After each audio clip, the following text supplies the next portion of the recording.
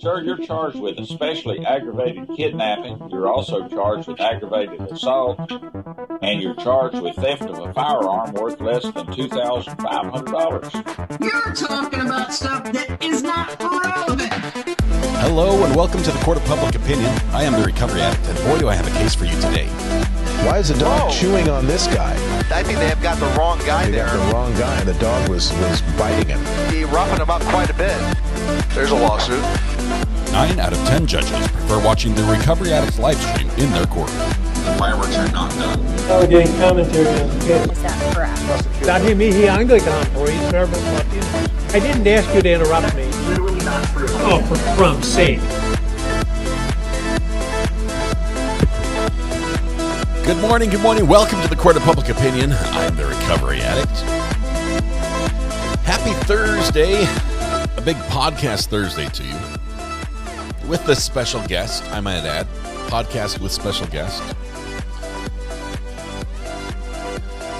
Buttons are working, everything's almost back where it should be. Just have to move a couple little things here. Even my recorder's working, my HyperDex. I forgot to plug it in. That was an embarrassing one. I fought that issue all day yesterday, trying to get this HyperDeck to talk to each other, so this red light would light up that red light. One end of the cable was just swinging in the breeze. I had plugged in one end and not the other. It's embarrassing. I don't want to talk about it, actually. Let's see. Where are we? Go down here.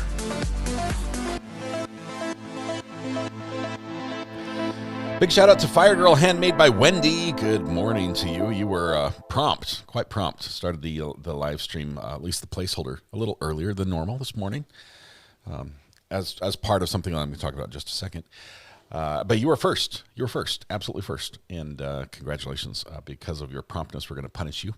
And you're now the internet owner for the rest of the day, or at least until we go live again. Probably at least until lunch.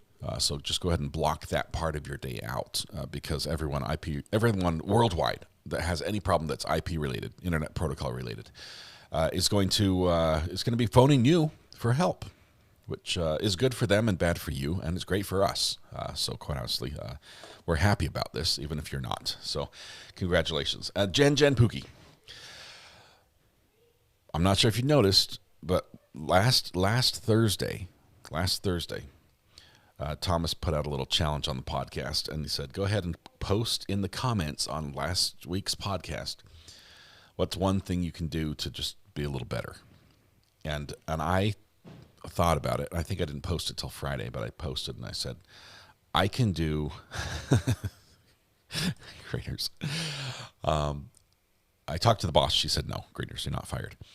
I can be more respectful of your time by showing up when I say I'm going to show up. I'm not trying to pat myself on the back. I'll let you do that.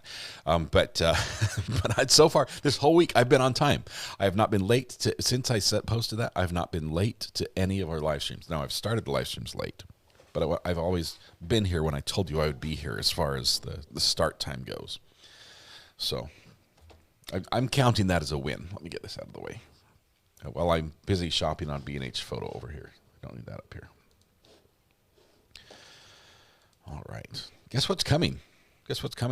Amazon Prime days are coming.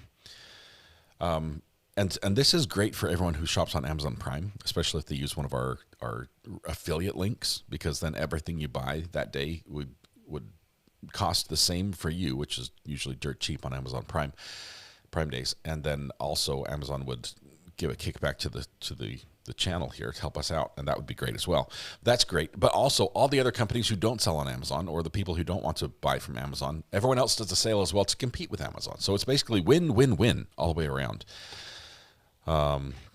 Legally Blonde says, I was going to mention that tomorrow. You've done great this week. You should be proud of yourself. I only say that to remind you, hopefully you all are doing great on your little new week resolution as well. It's not a new year, but new week resolution. So you guys have been amazing in chat, so I figure you are. All right, let me go to live chat so I don't miss anything here. Apologize.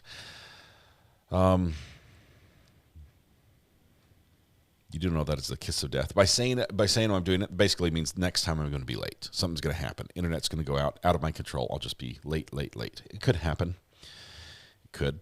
It's probably very likely. Last call for birthdays right now. Speak now or forever hold your peace. Oh, man. Speaking of peace, we're going to have a little bit of peace and quiet this afternoon as this court's only scheduled to go about half a day today, and then we'll have closing arguments tomorrow unless something drastic happens. There is a possibility that just for one reason or another, a witness gets sick or dies, or I don't know, that would be unfortunate. But something happens. I need my glasses. That's why. Like, something's wrong here. Everything's just a little too blue. Oh, there we go. Something could happen. A witness could unexpectedly be much quicker on direct and cross than they thought, and we might have enough time that they could do closings today. I don't think the judge would spring it on them after he said, I'm inclined to do Friday closings, to say, okay, never mind, do them now. Ready, go. There's got to be enough time to give them a break and get them really focused on that. But you're the best at being humble, Greeners, and he knows it. I'm excelling at being more humble this week. There's a song about that. It had something about being perfect in every way. Glasses are like Superman pretending to be Clark Kent, says Purple Coconut. I can be more humble than Greeners, says Lee. Oh, man. As Eminem said, you guys are, headed down to the liquor store and lifting up the whole bar. Yeah. You're raising the bar. That's something. I butchered that lyric, but you guys are raising the bar, all of you. That's great. Denisha Blyther, member for 6 months. It took a long time to get here. I love this community. Verdict music and Gray is the new green. There we go. Denisha, I know you love those songs. We'll play them both again in the future, hopefully shortly. Greeners. Feels a bit triggered by Lee excelling at his humility. All right, we have 2 birthdays today. We have Nate and Cass the Cass. Nate and Cass the Cass. And no other birthdays. I will just speak now or forever hold your peace. Let me know. Usually the extra birthdays come in as soon as we start playing the birthday song and somebody remembers, oh, yeah, it's today. So here we go. All right.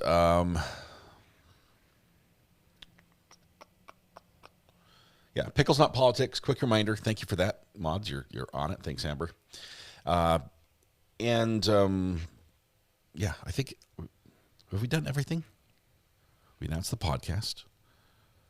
I think it's just birthdays. It's just birthdays, and we can get that done before the court starts. So let's do that. Everyone stand up, take a deep breath, shoulders back, project your voice to the back of the room, blend your voice with your neighbor, warm up with me if you will. La la la la la la la. That was a bad start, but we nailed it on the end. It was good. We're going to sing happy birthday to Nate and Cass the Cass. Happy birthday to you. Happy birthday to you. Happy birthday, dear Nate and Cass the Cass. Happy birthday to you. I think we're going to have a lot of birthdays tomorrow. We always do because it's on a weekend bookend. But 2 today. Previously this week last week we had 15. Nate and Cass the Cass. There are many wonderful days in the year. Today is your special day. I realize there are a million places you could be and a million people you could have celebrated with, but you chose to be here with us. The privilege, the pleasure, the honor is ours. Hopefully, we can return some of that joy back to you, make your day just a little bit more special. Begin by helping yourself to free pancakes at Denny's, IHOP, Village Inn, Waffle House, McDonald's, Tammy Dunlap's house, Andy's Grill, Bob Evans, and Cracker Barrel. There you go. And just for those who ask, no, I do not have a teleprompter, and I do not have that written down anywhere. It just, when I think about it, I can't remember it. But when I just say it, it comes out. I don't know what it is. Happy birthday to all who are celebrating. I hope it is just an absolutely wonderful day for you. I need to fix my screen, clearly, because I've got this poll right here. I could do like a poll. No, never mind. We'll skip that because Greeners is here and TYO Toys never let me live it down.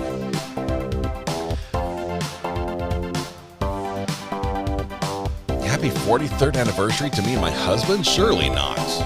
You must be joking. Just kidding. Shirley, congratulations. 43. That is amazing. That is great. Little celebration there. Drum solo, big finish. Here we go. Everyone get your air drum sticks. Let's finish out the song in style. There it is. We had to find the rhythm.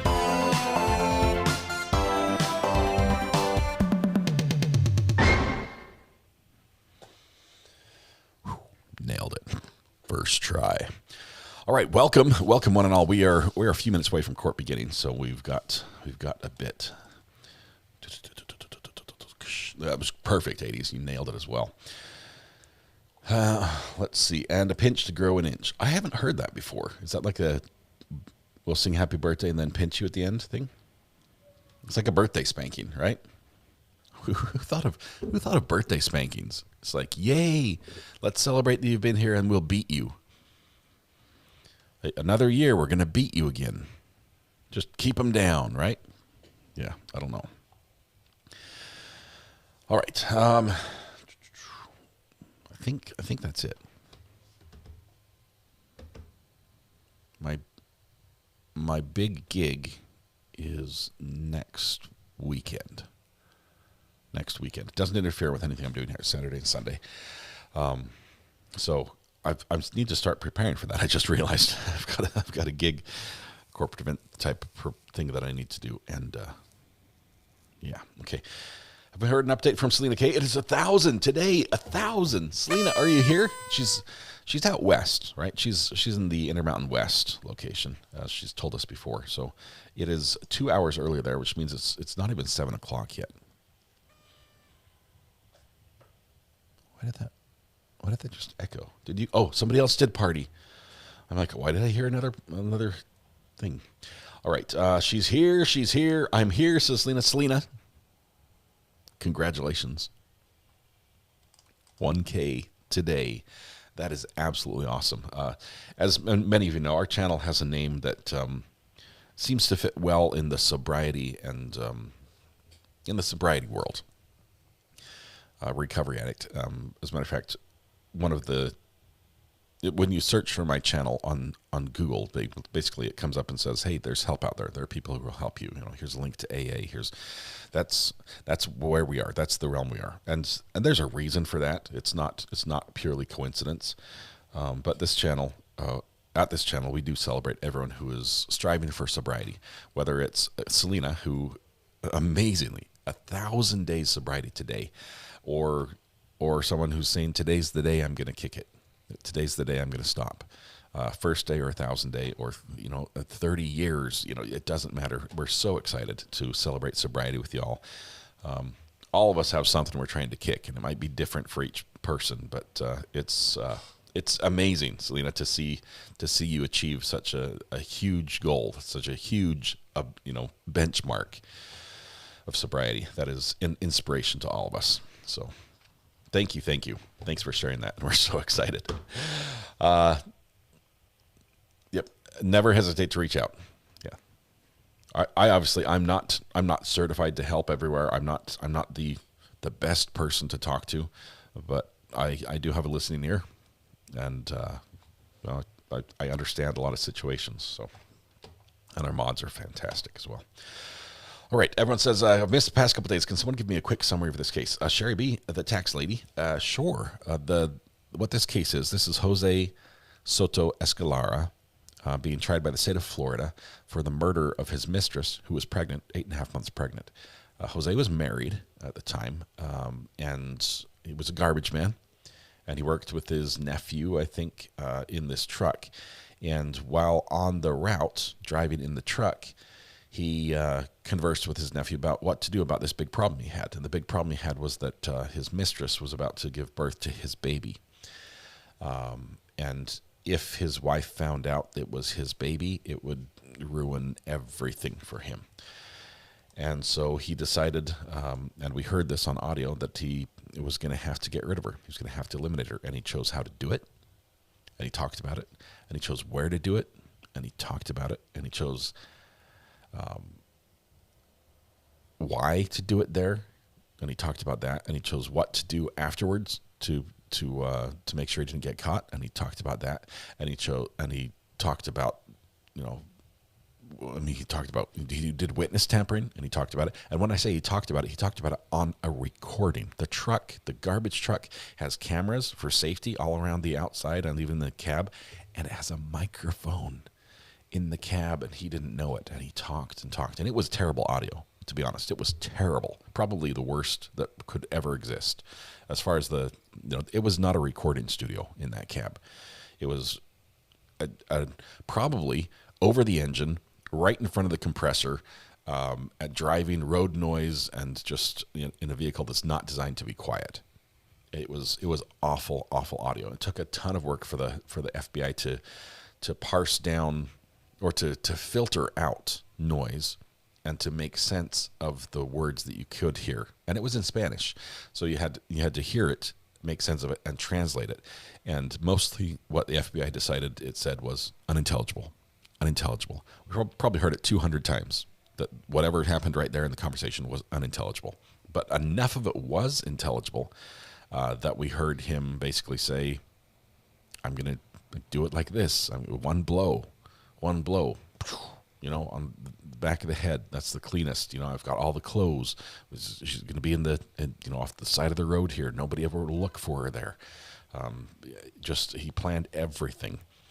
And the defense fought like crazy to keep this audio out. Sloth Life, oh my goodness. Sloth Life actually counted the unintelligibles 408 times in the reenactment. They had two people come in to play the two parts in the conversation. 408 times one of them said unintelligible. Wow. Unintelligible gives me PTSD. Now, I can only say it like 10 times before I start thinking that word doesn't sound right in my mouth, right? Sometimes when you say a word, you're like, is that the word? Is that really how it's said? Unintelligible is that one. All right. Anything else I'm missing of the trial? Could they dismiss this evidence? Not now. They could have. It was something they argued over. I think it will definitely be a point of contention in the appeal should he be convicted, because there were so many arguments over it and disagreements about what should be allowed and how it should be allowed in. But I think the judge, for the most part, erred on the side of caution to restrict the state from just getting free everything in. There's stuff in this recording. The defense says, Your Honor, we need to have part of this redacted because there's a point in here where my client may say something that alludes to amounts to him admitting to committing another murder in another jurisdiction. That has to be excluded because it's too prejudicial. Yeah, just a little bit. So there's some crazy stuff in there. Is he out on bond? No, I think he's in custody. I don't think he's out. All right. That was all Sloth Life who counted those. That's amazing, Sloth Life. And one big shout out again, Sloth Life. Thanks for the messages where you send a little message with pinned timestamps. I love to pin those as soon as I see them come in. It's like as soon as I see a message from Sloth Life on one of the past videos, I like to pin it. Because she goes back and pins everything that happens. So if you're on a speed watch, if you're on replay and you only have a little bit of time but want to catch what happened, you can just jump to point to point to point, and it's fantastic. It really makes rewatch a ton better. How was she found? Well, she was found very quickly because, believe it or not, in the dark when this was done at night, and her body was dumped on the side of the road, and she was hit in the back of the head, and then her throat was cut probably twice, very deeply, and she didn't die immediately. That's probably why her throat was cut very deeply. And we know that from the fact that she had a fistful of grass from the area that she was laying. She was found, I think, the next day in the daylight. In the dark, nobody can see anything unless your headlights are like turned right on it. But in the day, it's like, wow, you can see it. It's right there. There's no trees. There's no bushes. It's just her on the side of the road. It was a terrible idea. I'm not sure if things went wrong and he wanted to hide her body better, but just couldn't or didn't, or it went too fast or something happened. But yeah, she was found right away. The DNA tests were done. The unborn child was his. And Cass, we saying Cass the Cass. I'm sorry, we saying Cass the. I think there was a typo. We sang to Cass the Cass, Cass the Sass. Happy birthday. Happy birthday, Cass the Sass. Sorry about that. Let's see. The size reference, dollar bill is 6 inches long. The neck wound was 7.5 inches long. And it was also nearly to her spinal cord. So it was left to right on her neck. I know that might look backwards on you, but left to right. And nearly to the spinal cord. So very, very deep. I'm confused how she vomited after her neck was cut twice. Stephanie, she wouldn't have. I think she vomited first, and that would be a reaction to a head strike, that a severe head injury can cause vomiting, nausea. And that probably prompted him, somebody's at my door, prompted him to cut her neck as well, because she hadn't died from the one blow that he thought would kill her. All right. Terrible description of the wounds. It was absolutely terrible. Interesting thing. The defendant goes to, he thinks he's so sneaky, right? No one will know, right? 2 days later, he's sitting in the police station being interrogated by the police. And honestly, he's pretty calm, cool, and collected. He's pretty laid back. Aside from a couple things that I think were tells, like huge sighs every time there's a pause, and him saying, this is crazy, and not asking what happened and things like that. But while he's doing that, I forgot where I was going with this. He denies having ever been with her, denies everything. What was it? He signed everything away. He's like, in the police interrogation, they're like, oh, so since you're here, we're just wondering, we don't have a warrant or anything, we're just wondering if you'd be willing to just open your mouth up and let us swab your cheeks a little bit, get a little bit of DNA. And he's like, sure, where do I sign? And they're like, oh, well, right here. And like, and we'd love it. You mentioned you hadn't called her or anything recently. Can we just take a quick look at the phone? He's like, hey, let me unlock it for you. And they're like, can you sign this right here? And they're like, okay, we'll take that in the other room and image that. Like, wow, you drove your truck? Hey, well, we're talking. Is it okay if we just, poke our head in there a little bit? Just sign right here. He signed everything. They searched his truck. They searched his phone. They took his DNA swabs. Not the best for a criminal defense attorney to see. When they pick up a case, it's like, my client did what? When? But he did. And I guess that does sort of go there. It's about the only thing that the defense really has going for him is my client cooperated. He cooperated the whole time. He was there, willingly participating. But he did take his truck home that night. They searched it like 4 times. It was wild. Lawyer. He didn't do that. We might have a little something lined up this afternoon, possibly out of Thurston County. We'll see. Was there anything else that was really impactful from the interview, particularly? First of all, it was good audio in the interview room. They used audio absorbing features on the walls and things like that, so there wasn't just that echo from a cinder block room that a lot of times jails are built by the cheapest bidder, and the design is very poor for recording. He over-cooperated. What's the judge's name? I can't remember. It's sitting right on a placard, right? Merman is the last name. Everett Merman or something like that.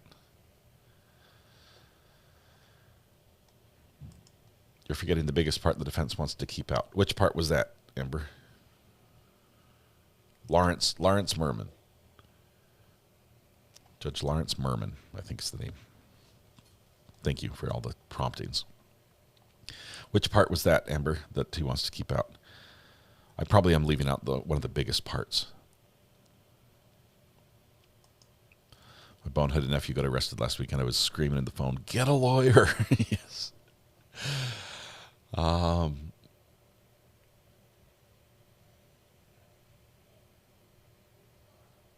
Legally Blonde, I think you're thinking of a different case. Because he's got if his name is Pascal, he's got somebody else's nameplate on the front of his desk. He's using somebody else's bench, maybe. Let me just pull a quick video up. Oh, I can't. Dang it. I can't because...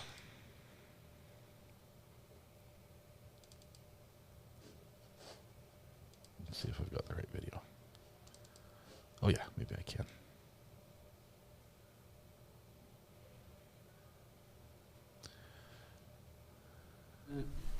Well, we'll see it right here. Jurors are all in the back, I'm told, all of our jurors. Okay. Any issues to address before we get started with the evidence? From the state? Any issues to address before we get started with the jury? I'm covering it. You can't see it right now. Y'all ready for the jury? Yes, sir. All right, let's bring the jury. We'll get started. Okay. Oh, I think you're joking, saying he looks the same as that person. It's an actor. Got it. The garbage truck? What about the garbage truck? I missed the joke completely.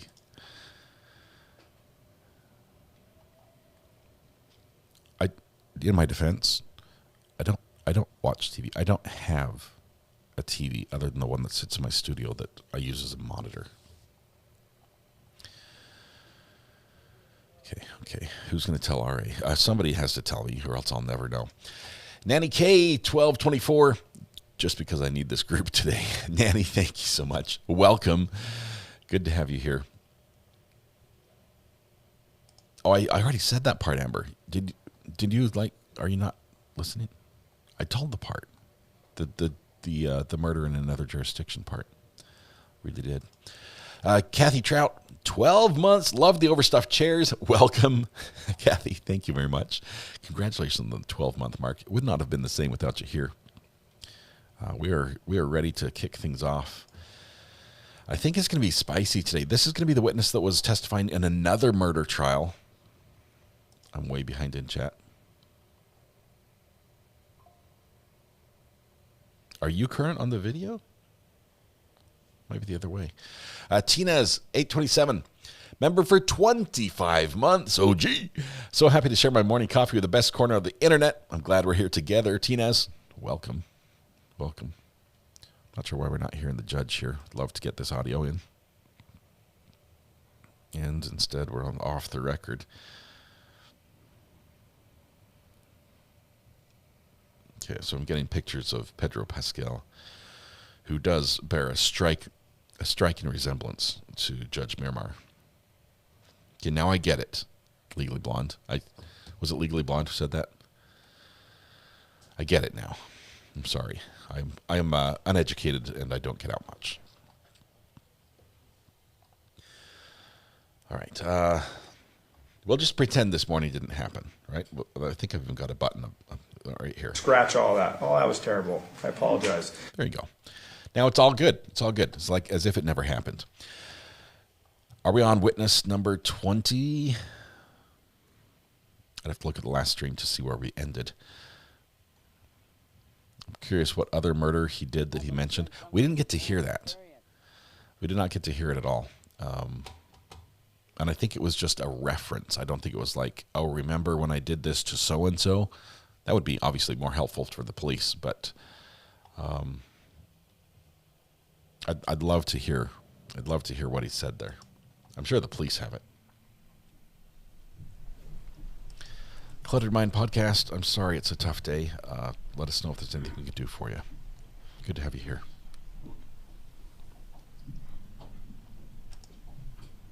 Okay, give me a minute to get the audio tweaked, right? All right. Good morning once again, ladies and gentlemen of the jury. As you're aware, it's my custom at the beginning of every court session to re-advise you the most important principle of a fair trial is that you, the jury, judge the case only on the official evidence presented in court and nothing else. So continue not to talk about the case or the issues or the people involved in the case with anyone, including your fellow jurors. Don't do any research in any form whatsoever, and avoid all media coverage of the case in any form whatsoever. We continue with the state's case, and the state may call its next witness. We call Elizabeth Bedola. They did start right on time. This is Mom coming up from the courtroom. Recalled. Please swear or affirm that the evidence you're about to give will be the truth, the whole truth, and nothing but the truth. Thank you. Hand over to the witness there.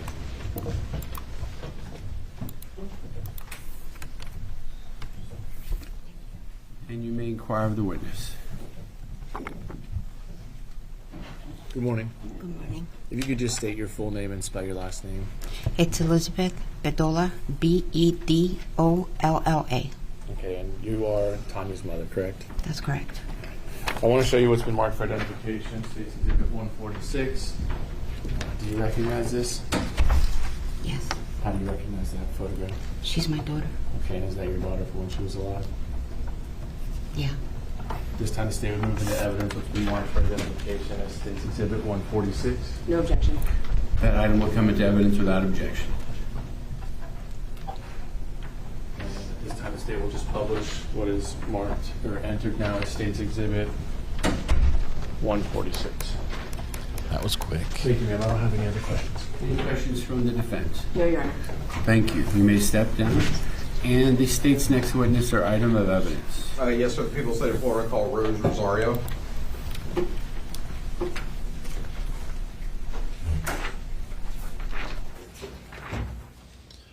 Go back and grab that picture just for a second.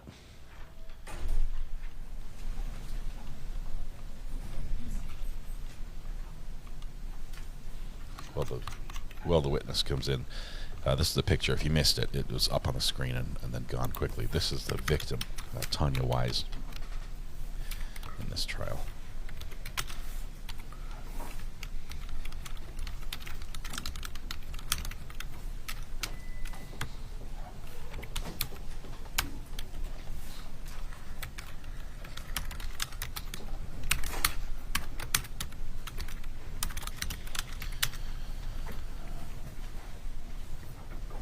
The FBI translator, I think. You can raise your right hand and face the clerk. You swear or affirm that the evidence you're about to give will be the truth, the whole truth, and nothing but the truth, please. Thank you. Or that way to witness. That way to the witness stand. He's got such a low voice. Low voice. And you may inquire of the witness. Morning. Good morning. Can you state your name for the record and spell your last name, please? Yes, Rose Rosario, Rosario. Okay, and Ms. Rosario, what do you do for a living? I am a interpreter, translator, transcriber, practitioner.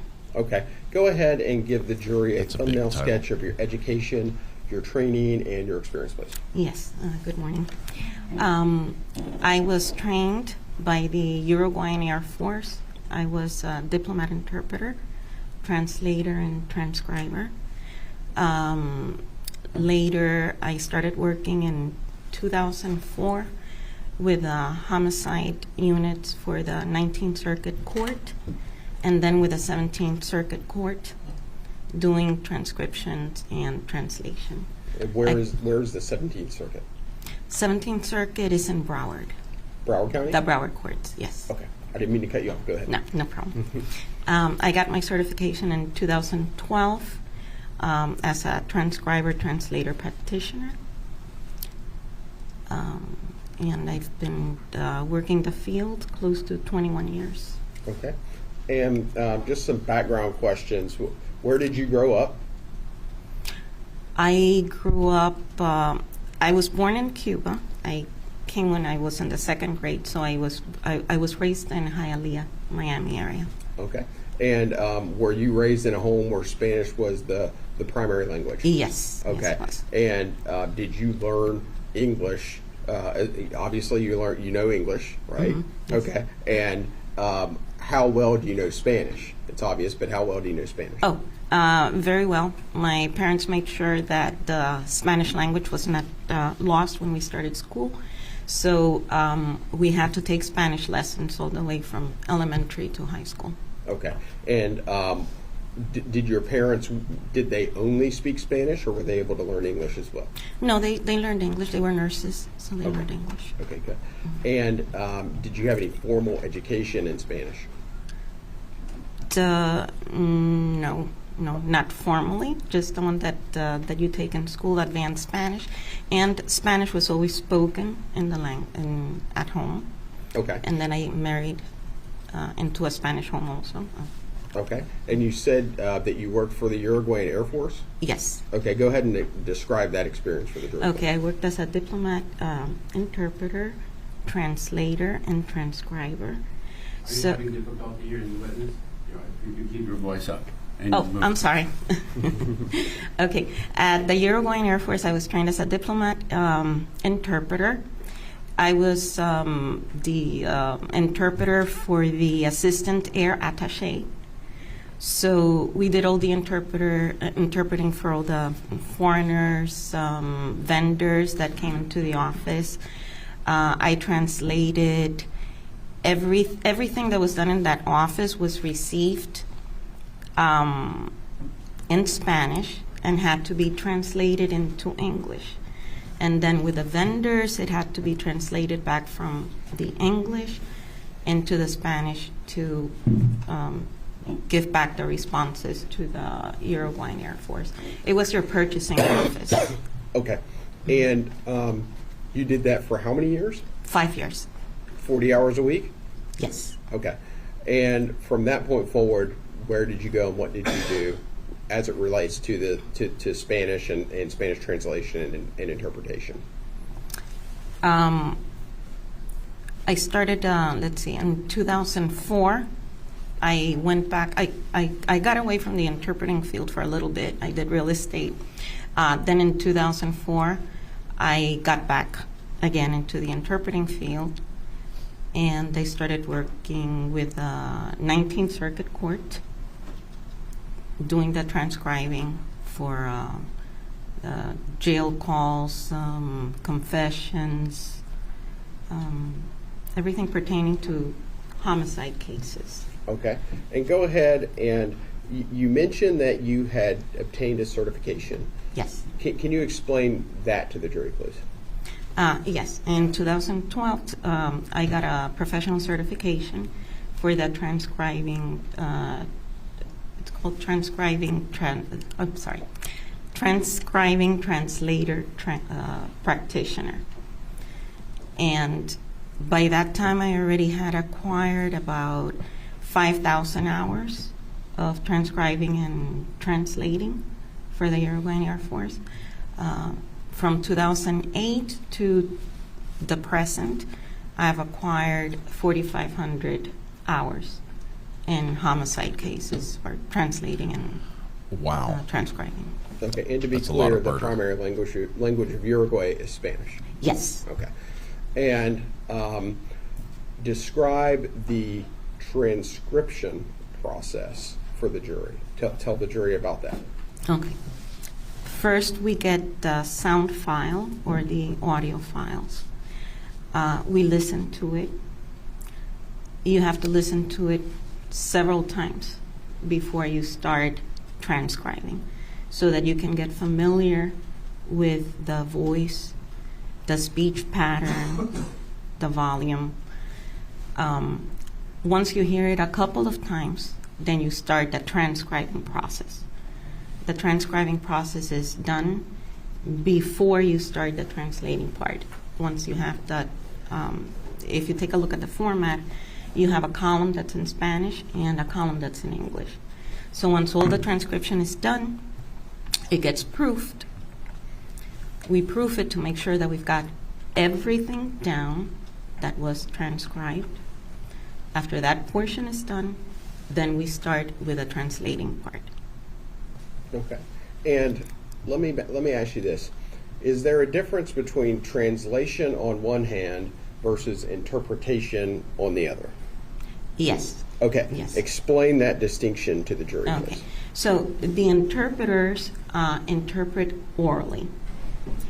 The translators, we do documentation, word documentation. Everything that's in the written form, it's a translator. Versus the interpreter, which does oral.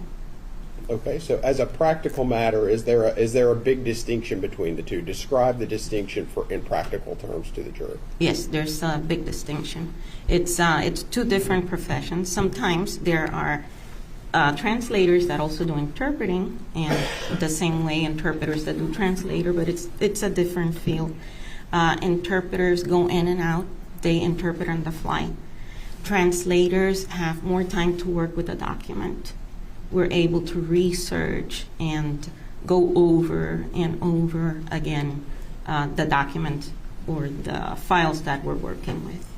Okay, so and again, to put it in practical terms, let's say I were to call a witness who only spoke Spanish. Would you be the person to interpret that to the jury, or would you not do that?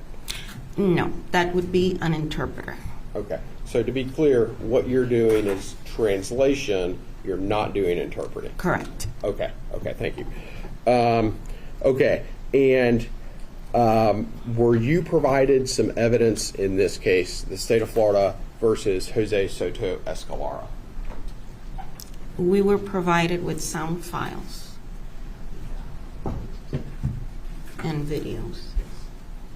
So I'm going to show you what has been marked as State's Exhibit number 169. Do you recognize this? Yes. Okay. What is that?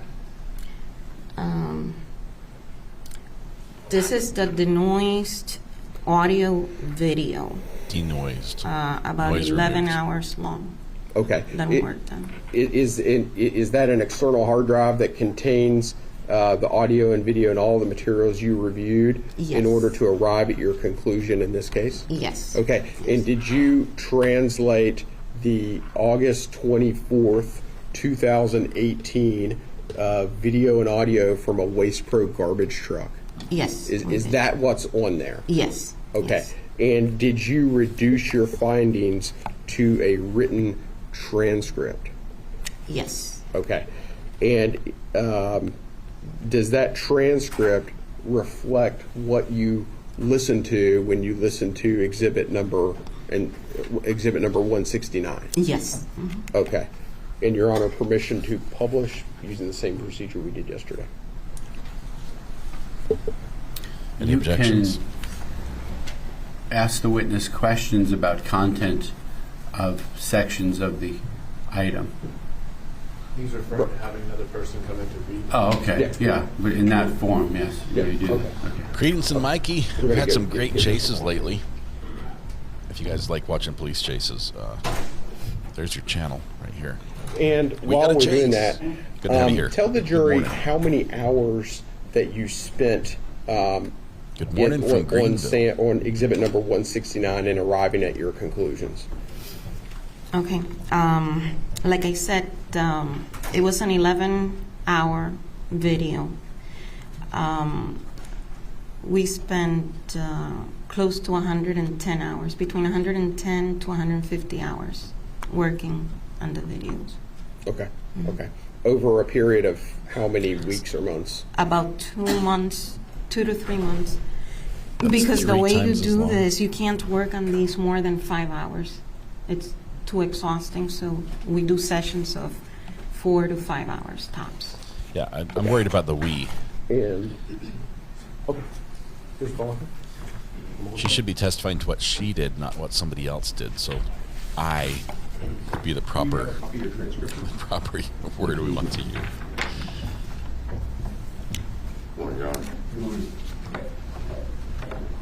Here comes the reading buddy. So it's story time now.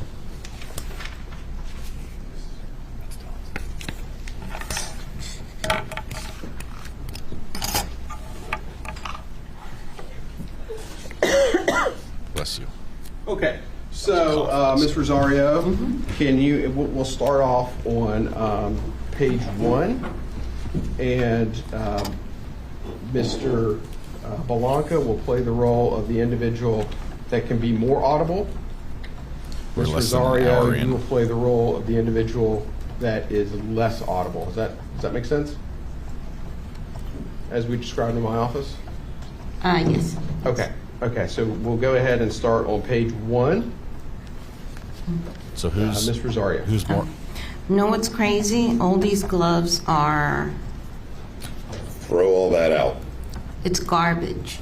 Inaudible. Where the hell is the ox tape at? That's in the bag. Oh Lord, I'm tired. Can't stop thinking about that. I have provided a lot. Huh? Things that are running in my head. Why? Can't think about it later. That I would have. Unintelligible. Well? You can't be mad at people. Huh? You can't be mad at the people. Yep. We can throw it in there. Put on the gloves. Okay. Objection, Judge. May we affirm? There's an objection. Defense has consistently objected to this evidence, the recording, for many reasons. Their running objection is that we object to the fact that you say these are the words that were recorded. Not that the translation is wrong, but that this was like recording the thing that actually happened, because you haven't authenticated that, yes, I was there, this is what happened. Line 20. You follow me, Ms. Rosario? Yes. Okay, line 20. Go ahead and read all of that particular section, please. Well, she made a mistake. We can throw it in there. Put on the gloves.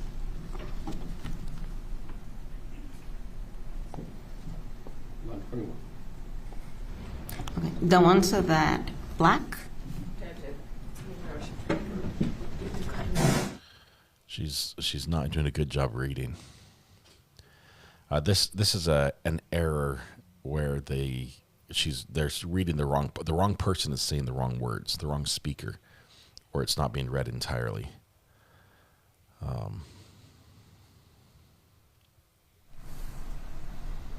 we'll go back. Line 20, Mr. Belanca. Go. We can throw it in there. Put on the gloves. The ones of that black. Yeah. Stay with those. Don't because they have my prints. Pretend that so that nobody sees you. Sure, it's good. Right here, bro. Just open the door. We can throw it out in the España. Inaudible. Almost there. Inaudible. Can back up. We'll do it inside, man. It's best. It would be good with trash. If it don't work out, okay. Back and forth. Back and forth. Through there. It's coming. Take it out of the bag. Put on the gloves. Take it out that I'm going to inaudible. Sure, it's right here. Who's gonna find a gun there, bro? I don't know, bro.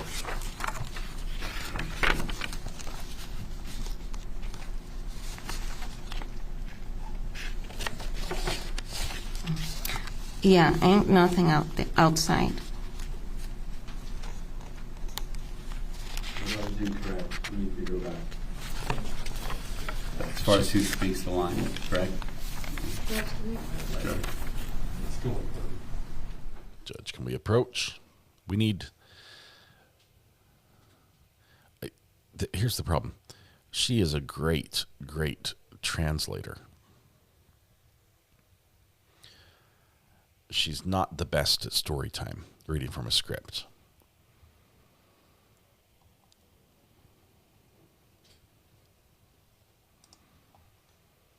It's not going well. It sounds like this is after the fact. Jury, let me ask you to step back into the jury room for a moment so we can sort this out. We'll be with you momentarily.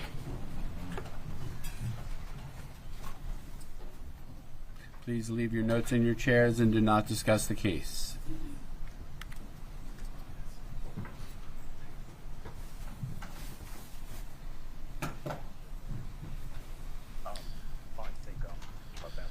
The witness on the stand is our defendant right there.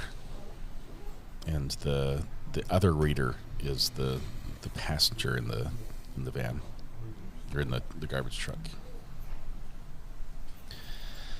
See the bailiff in the back with the black stripe over the star, probably for Pennsylvania. Lost All right, 3 we'll officers go off the record yesterday. as the transcript is being highlighted to avoid the wrong parts being spoken. Oh my goodness! Off the record momentarily. Okay, so we have a little break while they take the 11 pages of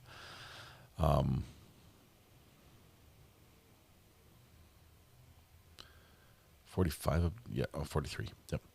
The 11 pages of the document. Don't let, hang on, she's the one that was making the mistake. If you let her highlight it, she might highlight the wrong thing. She's going to be blue. You just read the blue ones.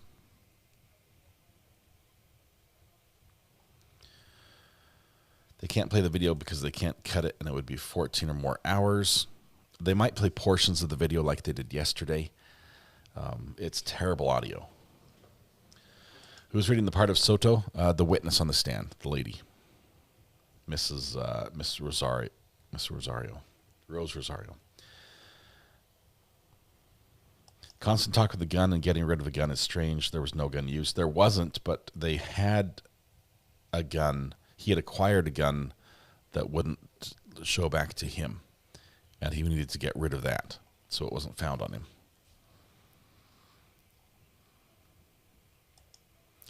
The gentleman is reading the suspect's lines. I don't think so, because she was saying the suspect was giving the instructions, right? He's the one saying, take it out of the bag, use the gloves, throw it in here, all that. He was the one giving the directions. Should have done this in the beginning for sure. I think the blow to the head was from the butt of the gun.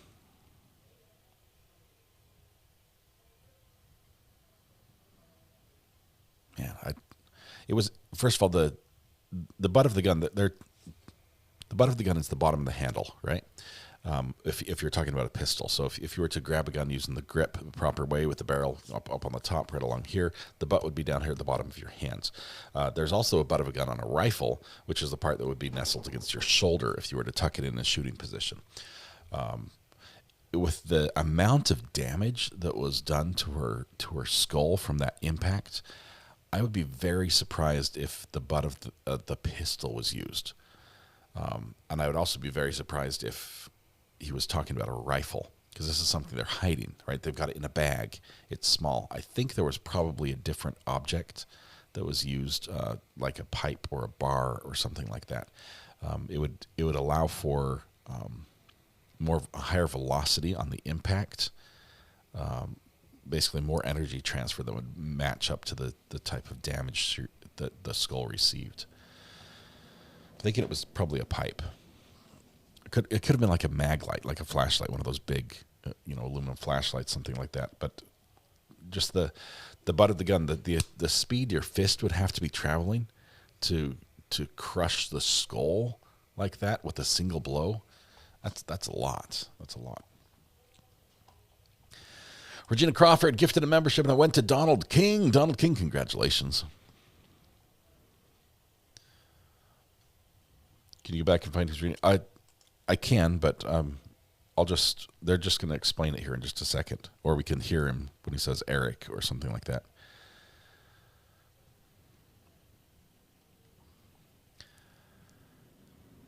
And the hand would break with that force. She'll do better with it highlighted, I think.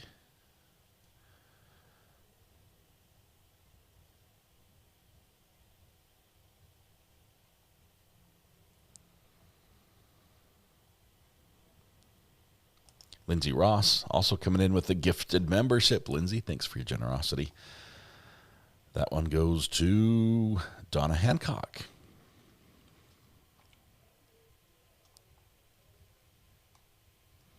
Defense attorney in a red closing suit today. I think closings are tomorrow.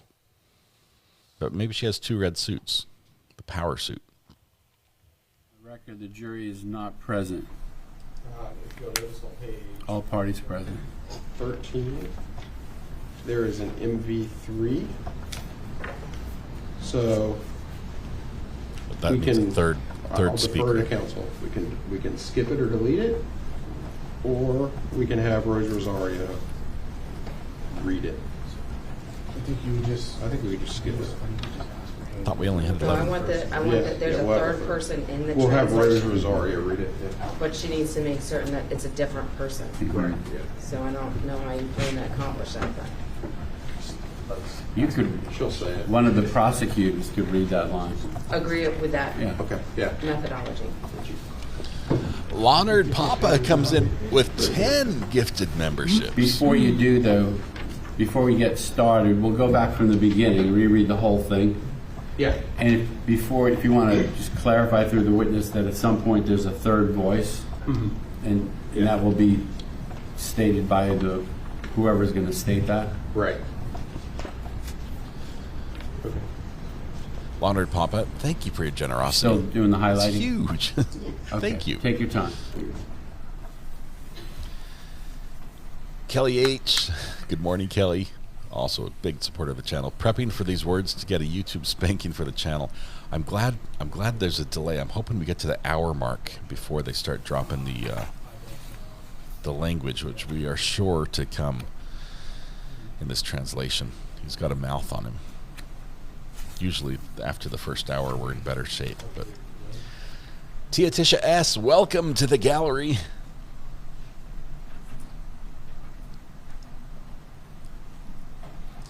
JPC says, all right, you have it backwards. The gentleman is reading the suspect's word, the person closer to the mic.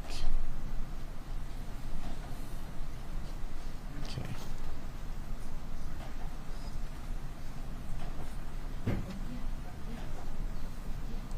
Let me see if I can just play that portion really quickly. Does that transcript reflect what you listen to when you listen to exhibit?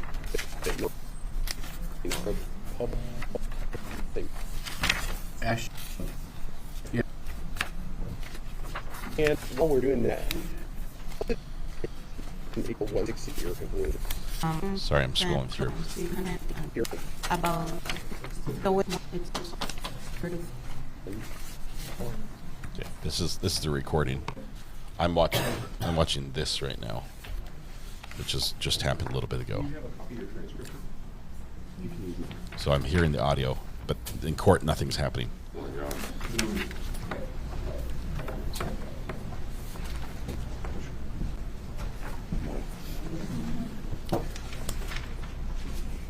Back on the record, this is for the lawyers. All parties are present. Have I ever told the jury that the transcript will not go back into evidence? I don't believe I have. I think I should. Yes. Because they're going to ask for it. Just to be sure that this is just being used to assist putting the evidence on. The evidence is the testimony, not the transcript. The transcript will not be available. So they could take notes. Yes, sir. Okay. Okay. So I will do that as well before you get started. Kelly, thank you very much for the superstar. Both transcripts. What's that? I will clarify both transcripts for the one yesterday as well as today. If that would be okay. What do you mean? I'm going to instruct them on. No, yeah, That's but what I we mean. Neither transcript is Yeah. going to go back, Yeah. not just this one. Right. Yeah. Okay.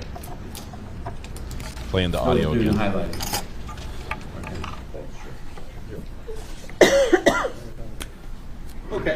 So, Ms. Rosario, we'll start off on page 1. And Ms. Rosario. Mr. Belanca will play the role of the individual that is more audible. You're right. Ms. Rosario, you will play the role of the individual that is less audible. Is that okay? So you're absolutely correct. I had it backwards. Thanks for correcting me on that one. That was I just replayed that portion. We're waiting for the jury to come back. They're not back yet. I was just replaying the bit where they gave the instructions. So whoever that was, who said that? JPC. Thank you. 100%. Thanks for listening better than me. Leonard Papa, thank you very much for your generosity. That is really cool. Way to kick off the morning.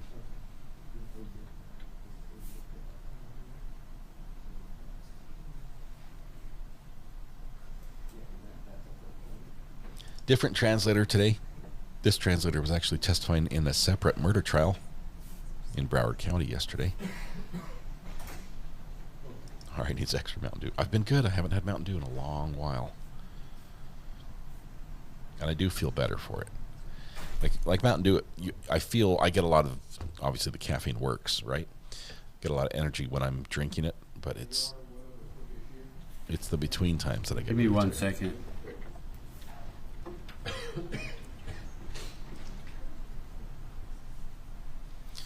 Crob, oh my goodness, 24 months, OG.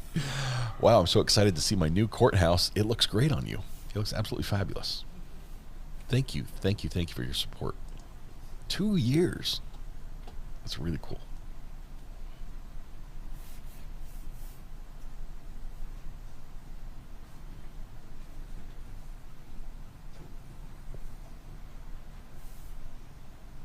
Amy, I'm sorry. We're hoping they hurry a little bit. Maybe they're still highlighting.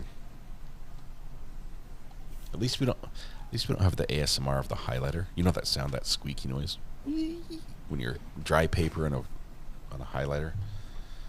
That's too much for me. I couldn't get that right in the microphone for 10 minutes. Brazilian soda. I don't know where to get that.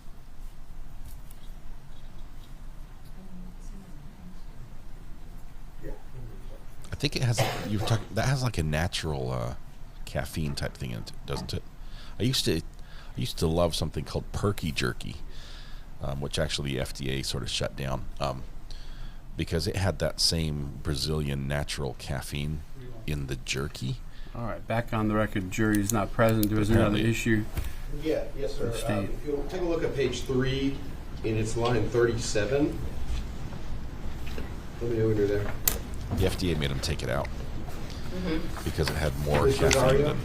Can you please explain, if you take a look at page 3, line 37, and just tell the judge what you told me about page 3, line 37. Okay, so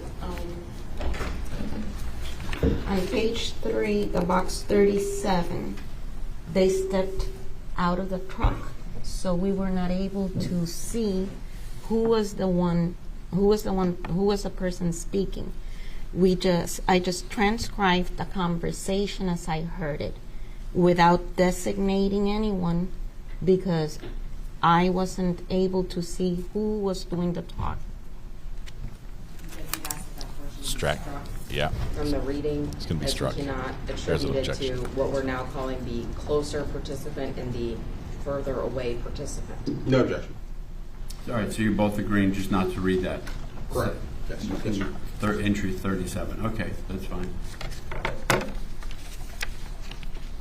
Maybe there was another video that would have caught that. I don't know. Otherwise ready for the jury? I think we are, Judge. They're still doing the highlighting? Yep. Okay. Lots of boxes here, sorry.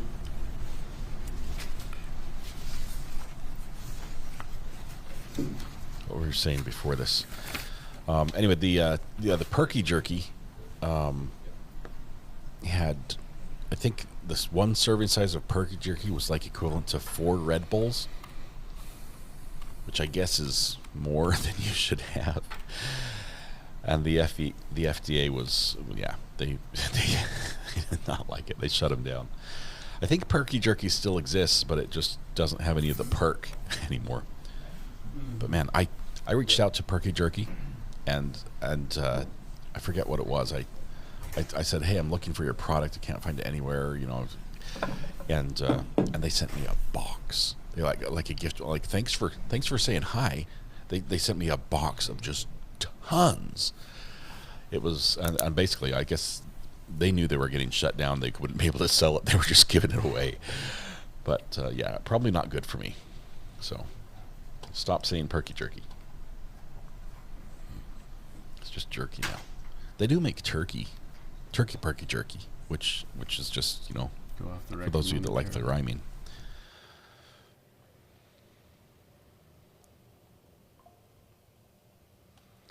Ever had Jolt soda? I have not.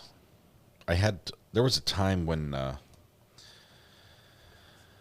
Camille, I just got your text with the link for the soda. Thank you very much. There was a time when I would consume, what was the Gatorade had an energy drink. It's basically Jolt, but it was Gatorade flavor. What's the brands? What's the name that Gatorade had for their energy drinks? I used to be able to drink one of those, but it would take me most of the day to finish one.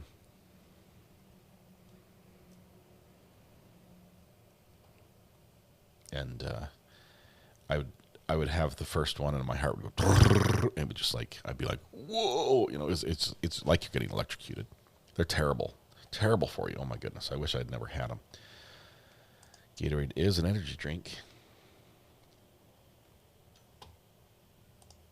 Yeah, now it's been so long since I had that.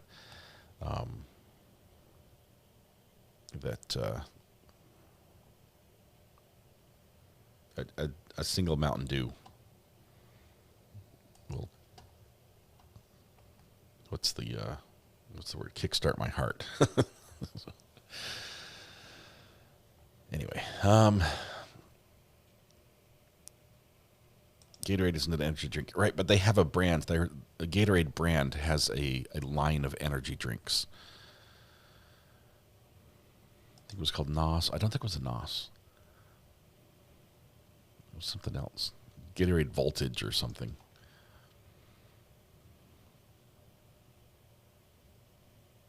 They came in a can about the size of like a Celsius or a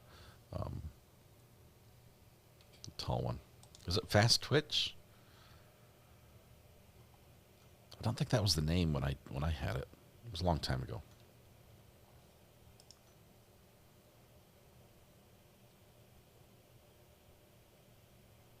Okay, now I have to ask the internet. Hold, please.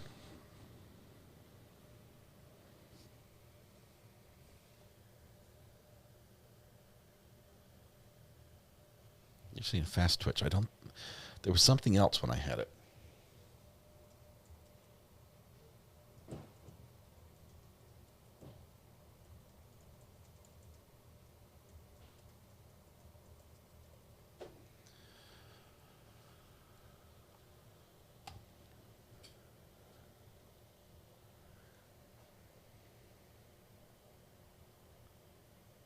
Seven. And that was the third person. Okay, so that's what. No, sorry, Judge. Just to be clear for the record. There's another one that was the third person. Right. 37 is allegedly, this witness is saying that in 37, the two individuals step out of the garbage truck and they cannot determine who the speaker is. Just off the record, Mr. Richardson said no one's reading MV3, and that's not accurate. The state's going to read MV3 on the other page. Okay. Yeah, correct. I thought you were talking about the 37. The one that we did. No one's reading 37. Correct. Yeah. It was before 2022. Fast Twitch was launched in 2022. I'll go off the record momentarily.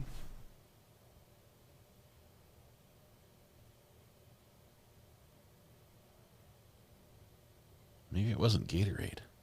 I thought it was Gatorade.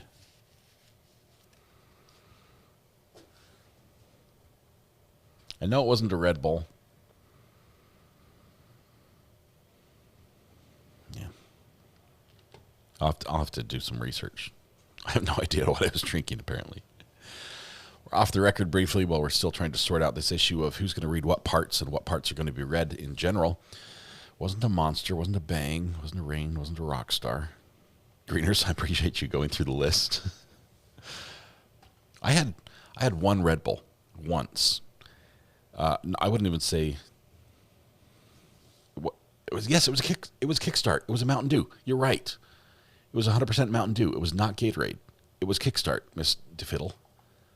I don't know why I blamed Gatorade. Don't sue me, Gatorade. Let's bring the jury in. Don't sue me. I'm going to tell them we're going back to the start. I'm going to tell them about the transcripts not being evidence, the evidence being what's said in court, and give them instructions on that to assist them in deciding whether to take notes. All right, here comes the jury. I've got an advanced audio of recording what the judge is about to tell the jury. Scratch all that. Oh, that was terrible. I apologize. There it is. I don't know why I blamed Gatorade. No longer wants to sponsor the channel. It was Mountain Dew. Why did I not know that?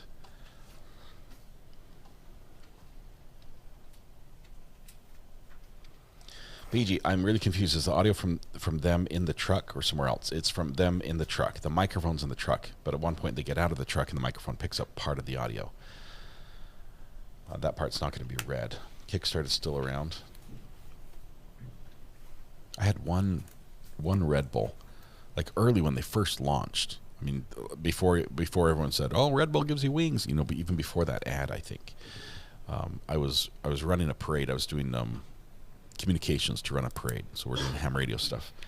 And Red Bull shows up with a big, like, a rolling ice tub, like swimming pool sized ice tub, full of like 1,000 Red Bulls on ice. And as everyone, they're like, "Take one, everyone, drink, be happy, have wings," you know, whatever. They're doing that thing. And I'm like, sure, I'll try it. And I took a sip. I'm like, what is this swill? What is this? It was terrible. I'm sorry, Red Bull. Not a sponsor. Didn't like it.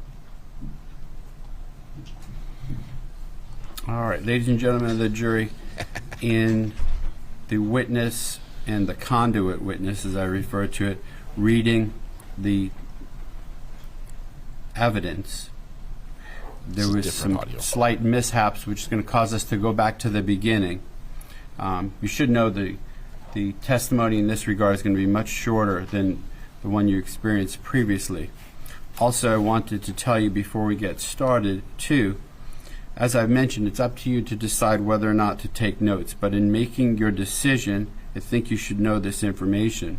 With regard to the translation evidence, which is what we're doing here, the evidence is what is being said in court here. The transcripts themselves that the witnesses are using to do that are not evidence pursuant to law and will not be available to you during deliberations. So please be aware of that. You should know, though, too, during deliberations, should you need to, you do have the ability to re-listen to the testimony, to be brought back into the courtroom, and I would replay the testimony to you. You would have to hear the testimony in its entirety unless we were to determine otherwise, but that is the default legal position. So I just tell you that in your decision whether to take notes, and as I mentioned before, disregard what you've heard previously because there are some slight errors in it. We're going to go back, the state's going to go back and restart the testimony in that regard, and you may do so, Mr. Richardson. Yes, wow. Thank you. And Mr. Zaria, before we begin, are parts of this also in English that the speakers are using? Are they using a mixture of Spanish and English, or is it completely Spanish? Sometimes it's in Spanish. Sometimes they use what we call Spanglish, which is a word that it's anglicized. Or they switch code, which is they speak in a sentence in English and Spanish. Okay. And a few more questions.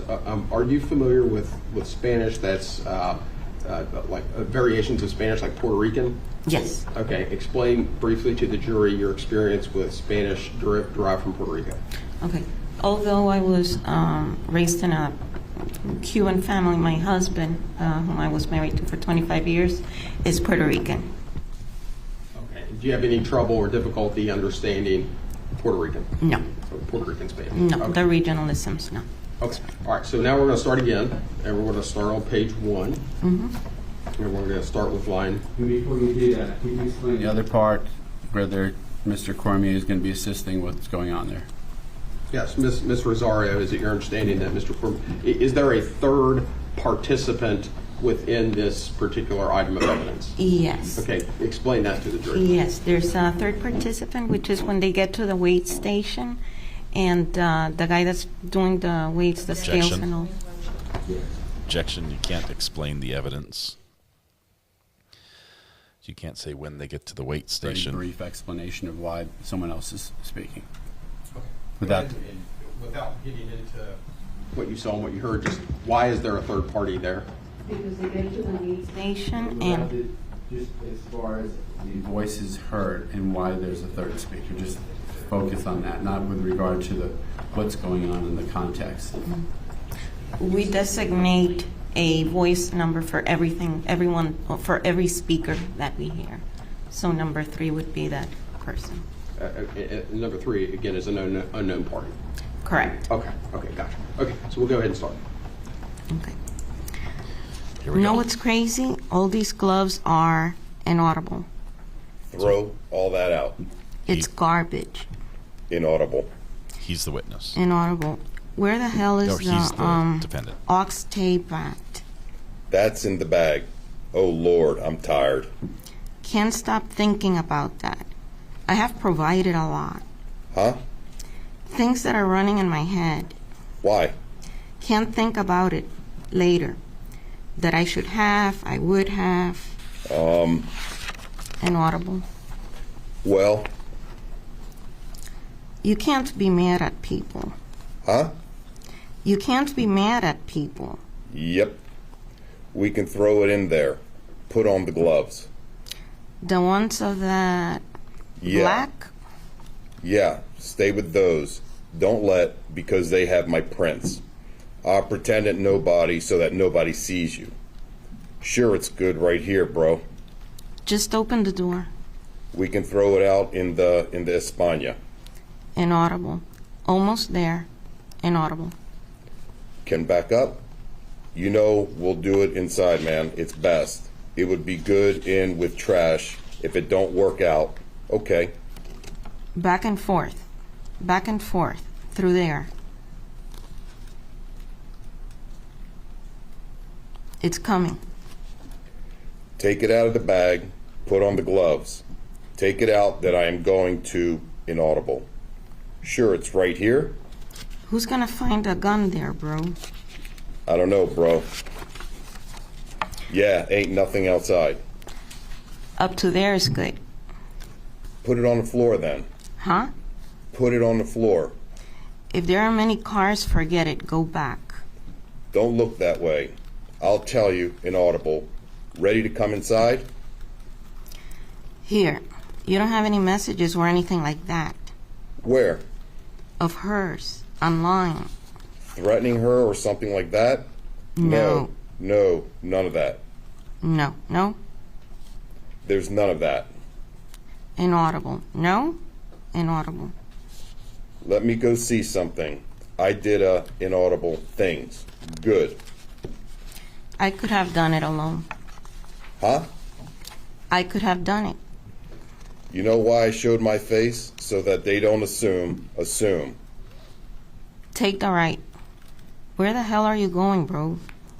When I get home, I have to go check it right there. You know what I need from you? Keep me occupied, so I don't think. I was talking to a policeman friend of mine about things like this. He says it is not proof of anything. It is inaudible standard. That is not Yeah. like a revolver that leaves prints. As soon as I walk in, all she looks at me and she says, inaudible. Somebody else. Inaudible. 6:45, bro. And don't call. I left at the house 5:05 on top of the fucking pad. Huh? Telephone call. Hello? Hey? I have to go to the house. Got to go to my house right now. You hear me? Got to get something. Yeah. Telephone conversation. I'm on the road. Inaudible. Can't get to. Inaudible. Oh, that's what I'm saying. I'm on the road. Is she still at the house? Huh? At her house? She's leaving. She told me she would like. Inaudible. Oh, God. Well, I'll see you at the house because I have 4 cartridges bags on top of the pickup truck there that match the cassettes. Where are you going to pick it up?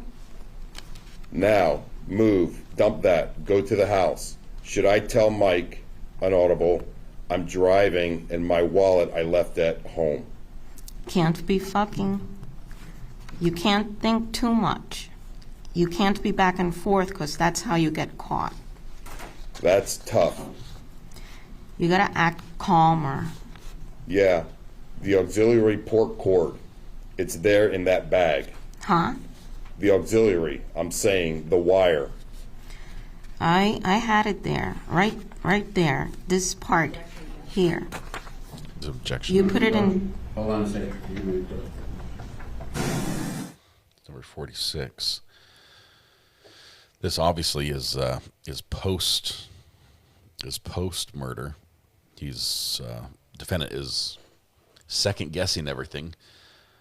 He's talking about basically dumping the garbage, and then I'm not sure if he's talking about dumping some of the garbage on his route, and then just deviating from his course and driving home to pick up 4 cartridges for the gun that he's trying to get rid of. Okay, because he wants to dump them with the garbage. Can you please restate number 72 on page 5? Yes. I had it here, right here, this part here. You put in the output and this little thing.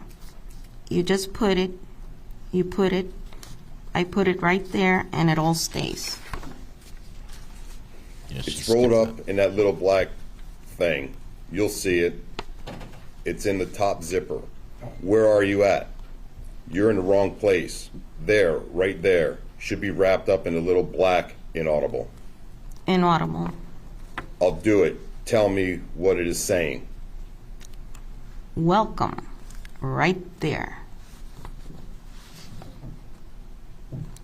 Inaudible. Right there. Inaudible. Main road. Already dropped the kids off?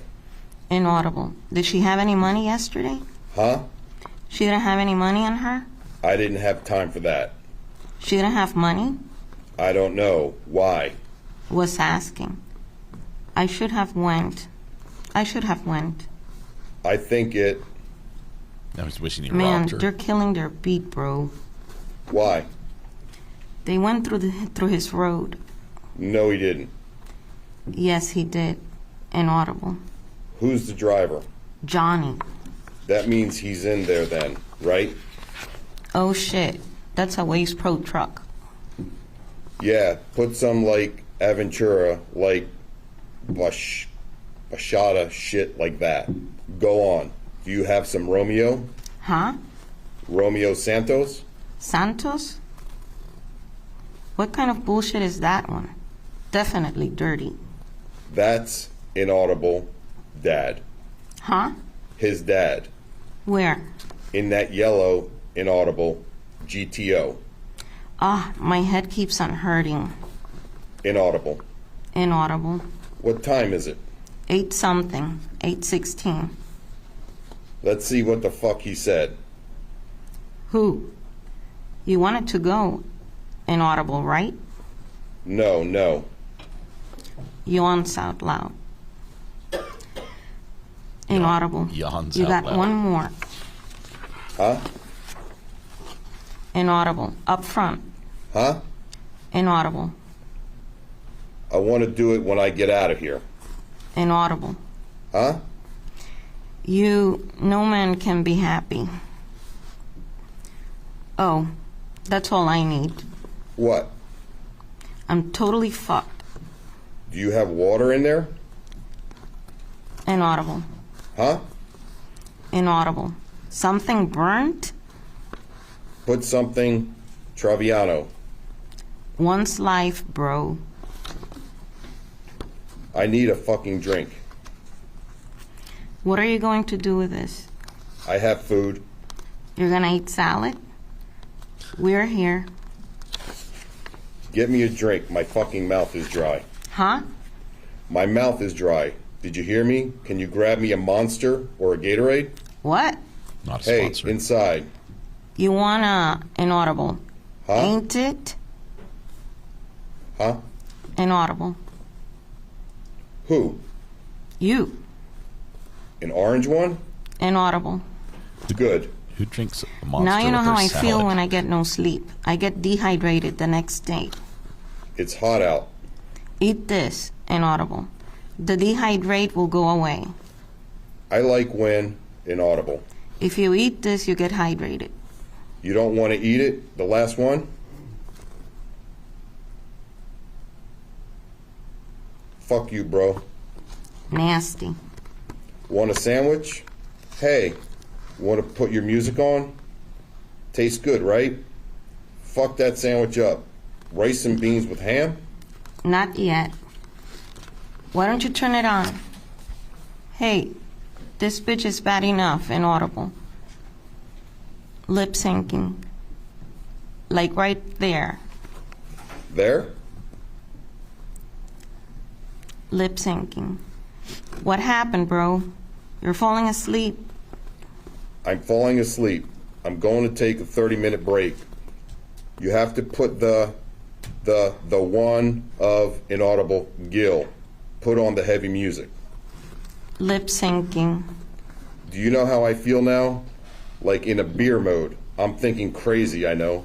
I'm going to have to feel as if I'm going out on a bank, bro. I'm inaudible if I have to. Can't do that though. Inaudible. Going out on a bank job? Can't do that Like too. robbery? Inaudible. Because I have to be calm like that now. Everything to them. It's fine. Did she have a purse? Hers? No. If they find her now, they can't do the inaudible final because the mom is not called. She is not missing yet on this side. They don't consider her as missing. The what did she die of? What did she have? What does she have? So they will put her in a box, take her out the sun, inaudible, problem. And since she disappears like that for a couple of days, no one is going to be looking for her. I already took 2 baths when I got to her house, and I bathed this morning. I bathed. I cleaned my hands with the cleaner, the one for breaks, because I had gloves and everything just in case. Did you see the blood? Huh? Did you see blood? Did you see? I had it all over the clothes, but without the evidence, they can't do nothing. If something happens, no one saw the bag. Inaudible. Exactly. What's for dinner tonight, bro? Huh? What's for dinner tonight? I'm thinking pizza. Wow. You know I can't go to that street no more. Which, that one? By that street. You're confused with the streets like that. By there no more with this truck. They can watch me also with that. This is a work truck, man. Huh? This is a work truck. Inaudible. Right. Did you make the landfill? Inaudible everything? I hope so.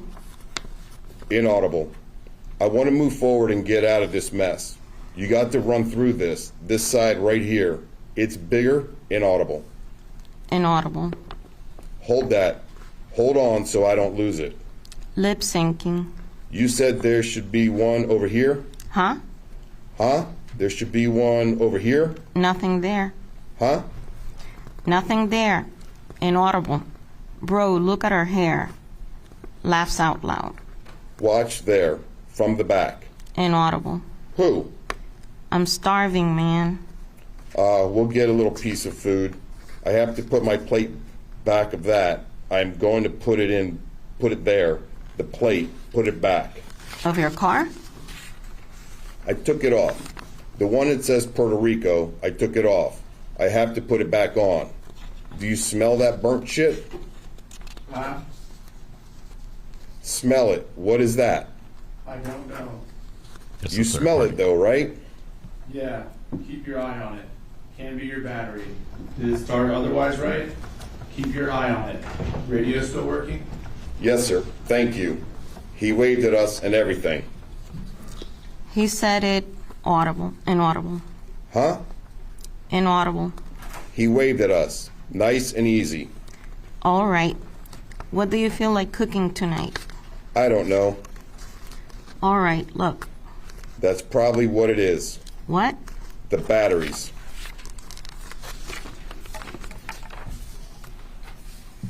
Garbage truck batteries are cooking.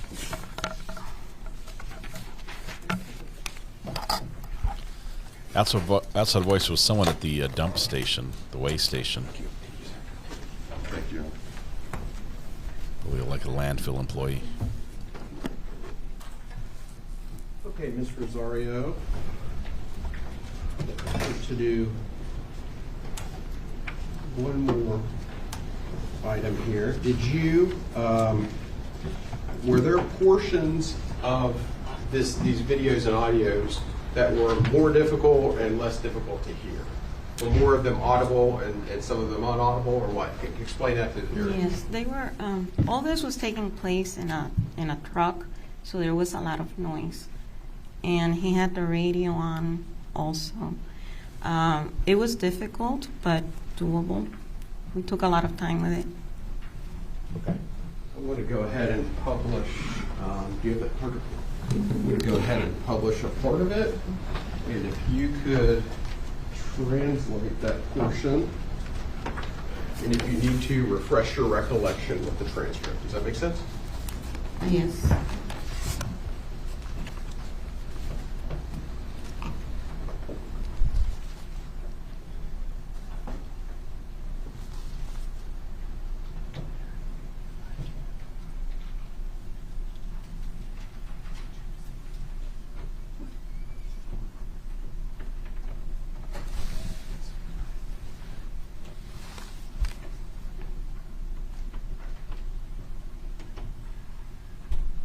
For the record, the portion that we're going to start on is page 10, line 167 at 5 hours, 59 minutes, and 48 seconds.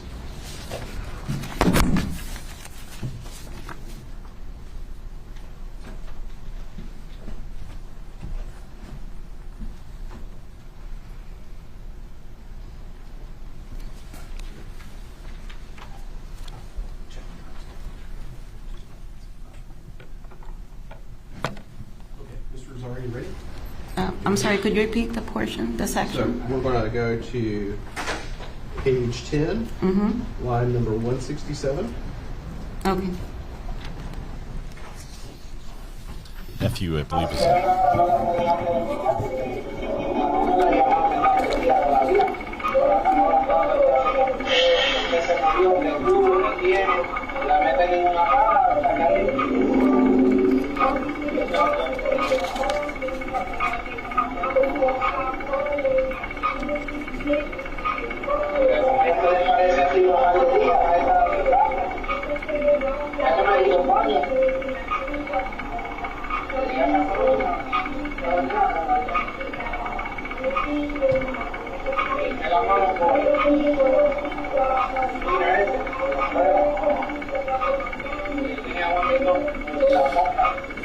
we're going to get a strike here if we're not careful.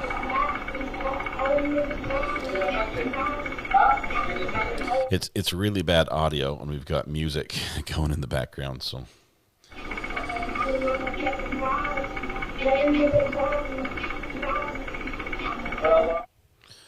I've got to mute this. Can't be getting a strike.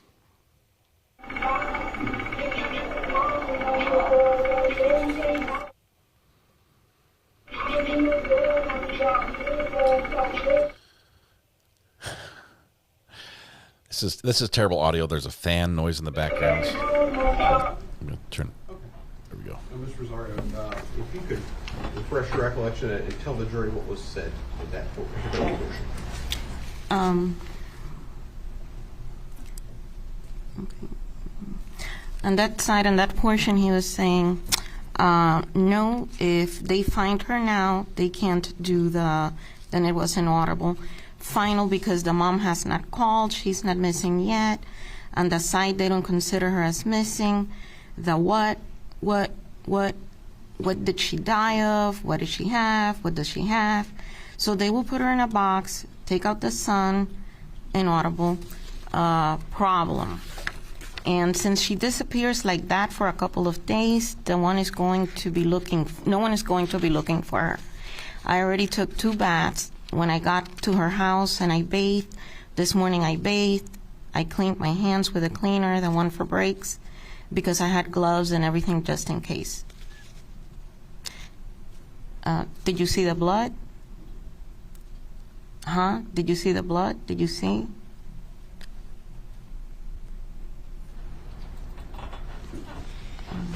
I had it all over the clothes, but without the evidence, they can't do nothing. If something happens, no one saw the bag. Exactly. What's for dinner tonight, bro? Huh? What's for dinner tonight? I'm thinking pizza. I think that's what somebody. Okay, thank you. And to be very clear, the person who said I had it all over the clothes, but without the evidence, they can't do nothing. Was that the individual that was easier to hear? Yes, that was. The individual is easier. Yes, okay. MV1. Yes. Okay. All right. Thank you, Ms. Rosario. I appreciate your participation. I have no further questions. Defense counsel may have some for you. Okay. Cross-examination. Thank you, Judge. Ma'am, how many times have you testified in court? This would be about the 7th time. 7th time. Yes. How many times of those were for the defense?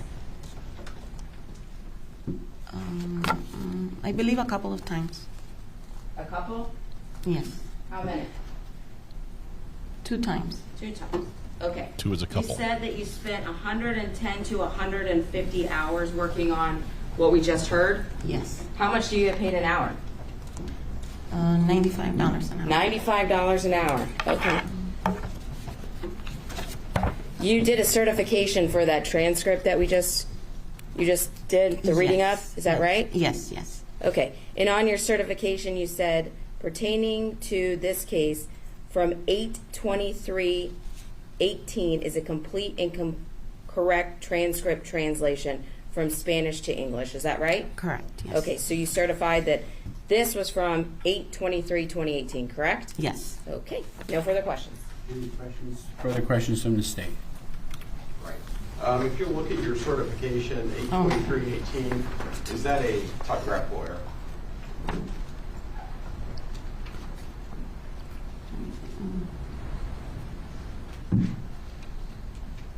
Should put the wrong date on it. I don't have the.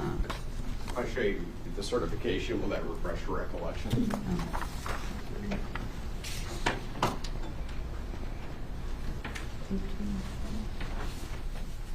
Yeah, I mean, if that's what I have. Oh. 8/24. Okay, that's a typo. Okay. Does the video, go ahead and read the video, the title of the video and evidence Yes. to the jury, please. The title is, Objection. I'll sustain the objection. I believe the item that's referred to is not in evidence, so it's asking for the witness to read something that's not in evidence. Okay. Can you tell the jury this title is just... Objection. Yeah. I want to show you the electronic copy of the file. Objection, Judge. Can we approve? Exhibit 169. Wait for a question. Let me see what the question is. Okay. The previous objection was sustained because the witness was being asked to say something to the jury regarding something that's not in evidence. If you're using it to refresh her memory, you need to ask a substantive question. You can assist her in answering the substantive question. She can't ask her a question to read something that's not in evidence. So going forward with that clarification, ask another question. Yes, sir. If I were to show you an electronic copy of the file that you used in arriving at your conclusions, would that refresh your recollection as to the date of the translation, as to the date of the video that of the recording in this case? Yes, it's 824. There was just a typo where I'm referring to pertaining, but the body of the certification has a correct date. Okay. 824. Okay. Tell the jury again. What is the correct date of the video that you translated? Yes. The correct date for the video is the one I have right on the text. Any objection? You need to answer the question without referring to the document. Yes. The correct date is 8/24/2018. Okay. Thank you. Any further cross-examination? Just briefly, but on the thing that's called a certification, you wrote that the date was 8/23/2018, correct? That's on the bottom part. On the main text, it has 8/24. I'm asking on the certification itself, the thing that's called certification. You're looking at it right now. It says 8/23/2018, correct? That's the second part. Okay, so we didn't even get that correct, right? We have it is correct on the main. What I am, the title that I am certifying is 8/24/2018.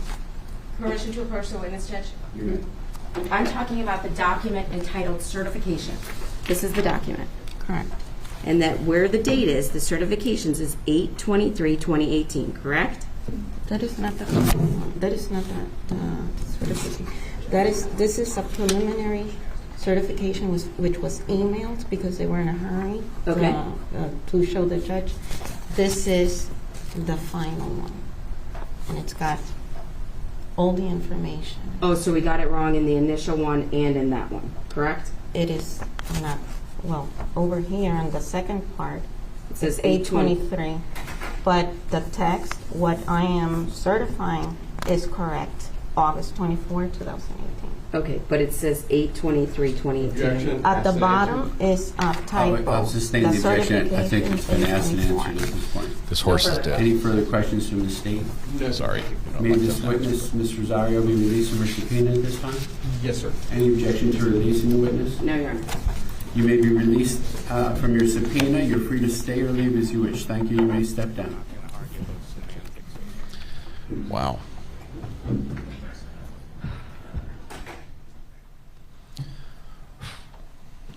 And the state's next witness or item of evidence. Yes, sir. The people of the state of Florida recall Detective Chris Newman. He's back. Detective Chris Newman, again, back on the stand. Hopefully they're going to lay some foundation for the audio to say this voice belongs to this person, because we still have loud voice, quiet voice is all we've heard. And the jury sure can't say, oh yeah, I recognize his voice.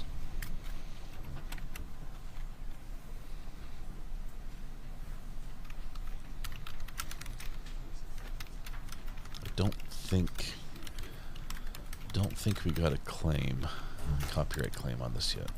So I think we might be good. Just worried about the music. Usually those come in pretty quick.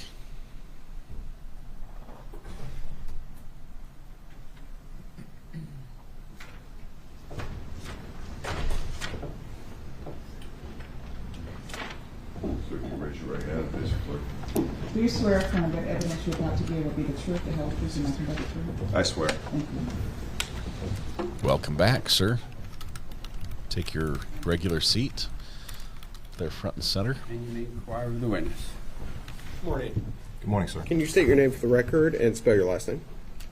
My name is Christopher Newman. Last name is spelled Newman. Okay.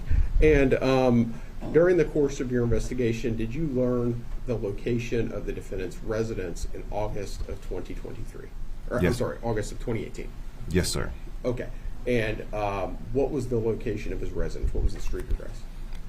I know it was on Cactus. The exact address escapes me right now. 2613 Southwest Cactus? Objection. Okay. Objection Did leading. the defendant live at 2613? Objection, leading. Does not suggest the answer. I'll overrule the objection. It's an open-ended question. Did the defendant live at 2613 Southwest Cactus Circle? Yes, sir. Okay. And was a search warrant executed on that residence? Yes, it was. On what date? I believe it was August 28th of 2018. Okay. And did you recover? Did anyone from the sheriff's office who executed that search warrant recover any clothes with blood on them? No, we did not. Did you recover any weapon with blood on it? No, sir. Okay. And, sir, that is all the questions I have. Thank you. Cross-examination? No cross. I thought you were going to use him to At this time, may authenticate Detective voices. Newman be released, or you wish for him to remain under subpoena? I wish to ask for a remain. Please step down, Detective. You do remain under subpoena. And the state's next witness or item of evidence. Permission to approach? Sure. The state said they were going to authenticate that video with the voices, particularly. They have not done it. And that's a major issue. I know there's some argument that it's self-authenticating because you hear one of the voices call the other person Eric, and we know who was in the We're truck. going to take a restroom break at this time for 10 minutes. Please do not discuss the case with each other. Leave your notes in your chairs. We'll be with you in 10 minutes. Just in time, Amber. I think you're a little bit behind, Amber. Just a little bit behind. Because he got off the stand already. But he was quick. Don't blame you.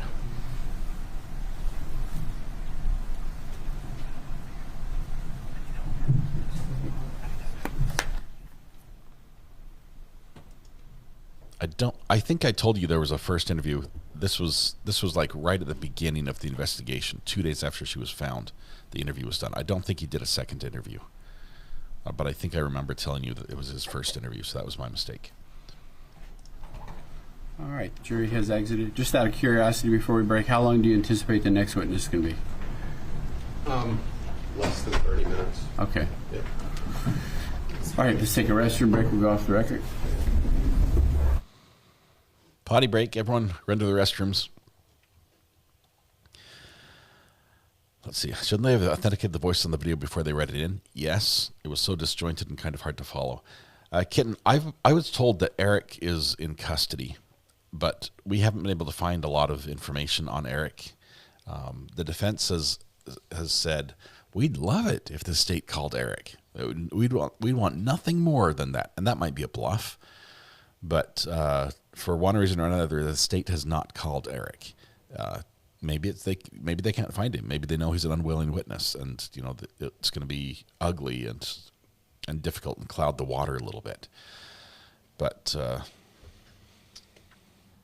he's not there, and they didn't use him to authenticate the video. And he's really the only other person other than the defendant, which you can't force him to testify and say, "Is this you?" Plead the fifth. Let's see, Rita. What did he find? It's a case out of Florida. Is he what's he serving time wise?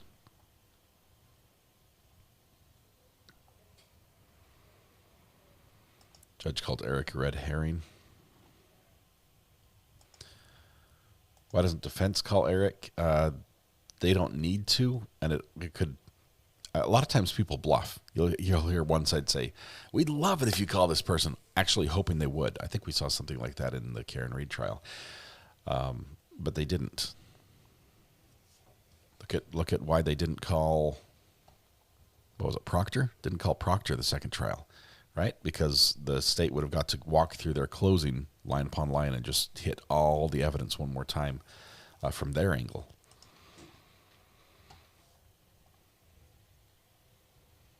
Thanks, Rita. Appreciate it.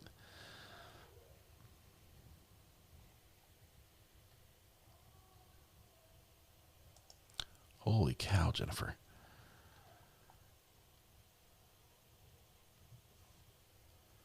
Ham radio is a lot of fun. It's generally fun. It comes in really useful during emergencies when the line is when all else fails, right? Ham radio still works. The only thing that shuts down ham radio is, apocalyptic levels of solar radiation. So at that point, no one's talking to anybody. But ham radio still goes through. The zombie apocalypse may be upon us. Right. That's when they stop working. It's got to be a California earthquake. That's the only place we really have them that big and have stadiums, right? All right, quick little break here. Great Andy Bug. I can't say Great Anti-Buggy D. Popping in to say hi, and boy, do I miss chat. Woot, 28 months. Love you all, and I will be back in chat soon. OG at an attorney level. Thank you for your support. Would not be the same without you here. Quick recap. Today and yesterday, most of the testimony we received is the audio or the translation of the audio from the garbage truck that the defendant drove with his nephew or cousin or relative or friend. I don't know what the connection was. He talked about this crime in detail before, put a diplomatic plate on a hoopty. Before and after. And the translation was rough, and the delivery of the translation, I will say, was probably the worst I've seen in any case. The way they've done the reading back and forth, the sloppiness of it, the uncertainty of it, it's hard to follow, even with the translation and the two readers. But even through all that, the gist of what was shared is not good for the defendant. It looks really, really bad. I mean, we know it's bad because the defense is fighting so hard against it. There are some things in this case they literally didn't even cross-examine because it's just facts. This is a fact that looks really bad on the defendant because it's his voice describing the murder, describing the scene, describing the motive. And they've fought and fought and fought and objected and objected. That's why we have 53 objections. I'd venture that probably 40 of them are, or probably 30 of them are about this video and the audio that comes in the translation and something related that way. Couldn't they use timesheets to show that him and Eric both working together? I think they used the boss to show that they were assigned to that truck. Let's see. American English is getting lazier. Yeah. Go back and read, Hush. Now I'm trying to have court. Don't trying to think of old documents that aren't political. But basically colonial era documents, and the language they use is amazing. We practically need a dictionary to get through it. All right. In front of the Walmart.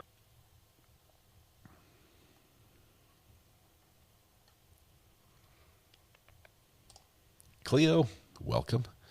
Good to have you here. I plan on eating chocolate all day. Selena, sounds great. Let's see.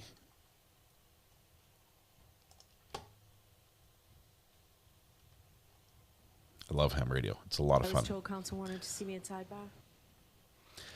Yes, something I haven't mentioned today. Thank you, Myron. This is a death penalty case. In Florida, the defendant is being charged with killing his mistress as well as killing her unborn child, who was between 31 and 38 weeks along. So he's charged with both of those, 2 first degree, 2 second degree are the charges, and the first degrees carry the death penalty with it.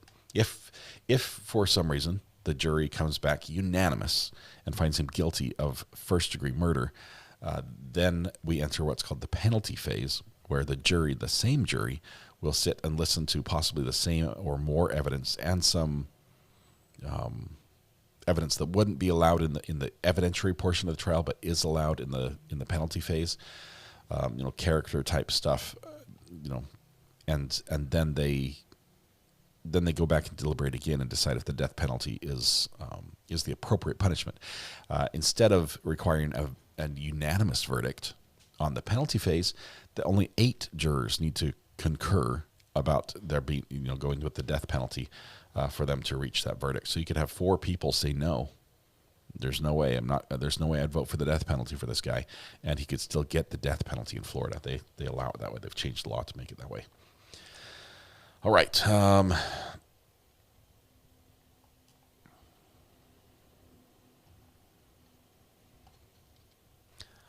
just going to pretend I didn't read that one.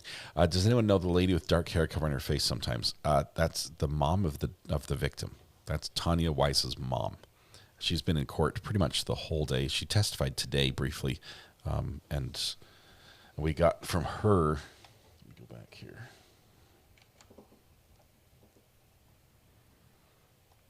There it is.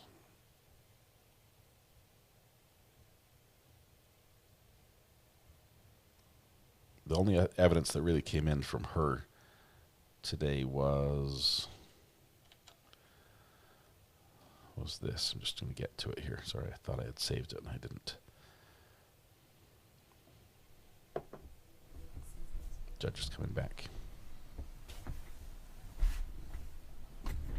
There we go. This is the only thing we saw. We got her picture. We got Tiny Wise's picture admitted as evidence. So that came in today through her.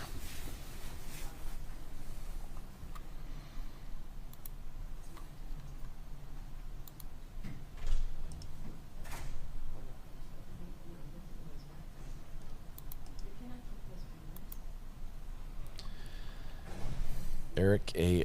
Alvarado, sorry, St. Lucie County Superior Court, Florida. 1, 2, 3, 4, 5, perjury, contradictory statements, 6, 7, 8, perjury, capital proceeding. So these, I believe those are convictions, correct?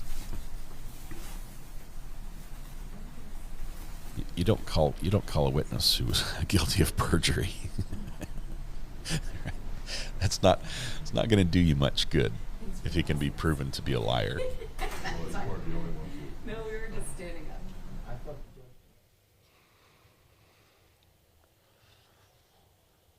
Rita, thanks for that. Thanks for digging that.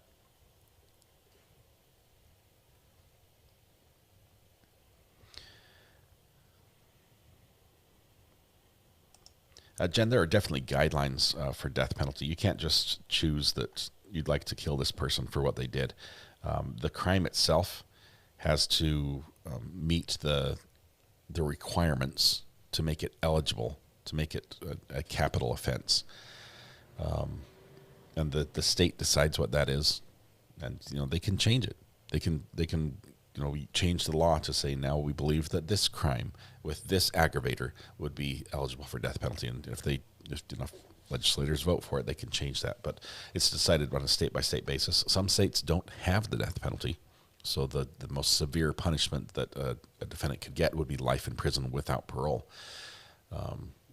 And life in prison is treated different ways. In Florida, life is life. If you're convicted for life, you stay in for the whole time. Other places, life is like 20 years, and then they just assume, I think it's like 40 years or something. Let's see. But when the jury is deciding, how did they decide? They're given a set of jury instructions, a lot like they are on the guilt phase, where the judge says, here's the law. If you find for this, this is how you do it. This is the form. It's a mini trial. And honestly, the mini trial, we've seen this a couple times. The mini trial in Florida is usually really fast because most of the evidence is identical. The one time it's been long is when we had a defendant who pled guilty to a capital offense. So the jury had not watched the first, the guilt phase because there wasn't one. He pled guilty. And then we just had the punishment phase. So all the jury was there for was the punishment phase. And then we had a long trial, punishment phase only, because the jury needed all that evidence to determine if it was a capital punishment case. Let's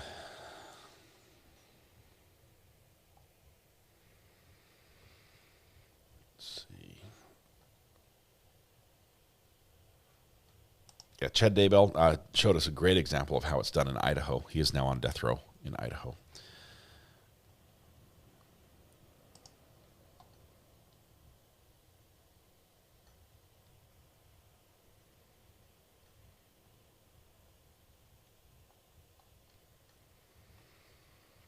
The mitigations, those come in during the penalty phase as well.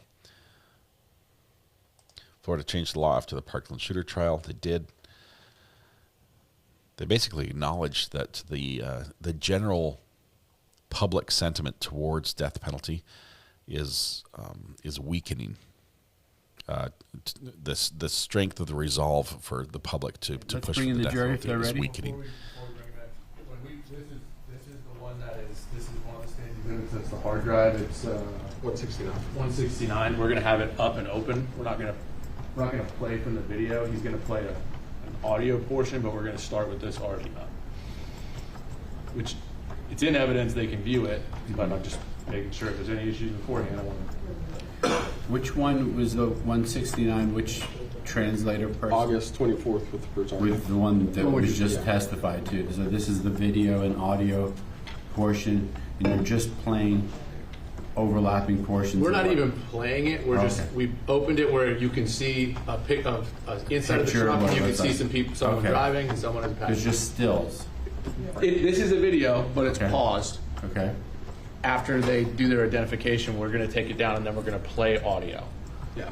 And then following that, we're going to do the same thing with the exhibit number 170, which was testified to by... I just want to be sure that what you're playing is what has been testified to.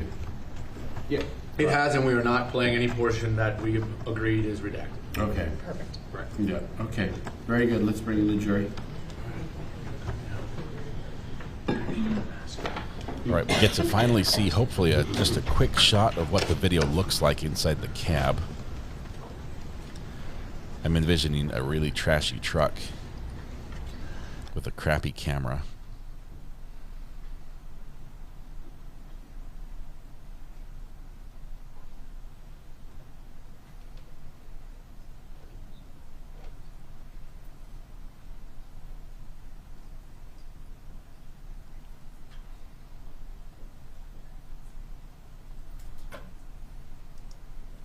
Jay has entered the chat. Thanks for the kind words, and thank you for being here. I appreciate it. Thanks for being a member and supporting the channel. That means a ton to me. I appreciate that. Hear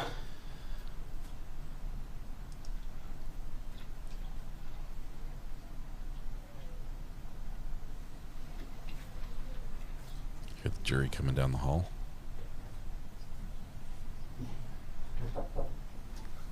There's the knock.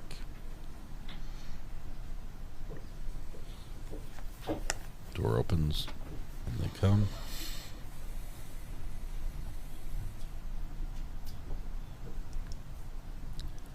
One month is blue, 2 months, 3 months, 6 months, 12 months.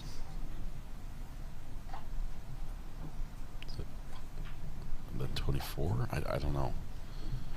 Might be one in between there. All right, the jury is present, and we proceed with the state's next witness or item of evidence. Yes, sir. The people of the state of Florida recall Adolfo Cavelli. Adolfo Cavelli.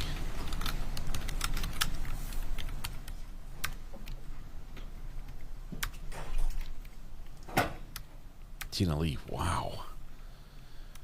It must be wild to hear about streets and recognize things from a crime scene.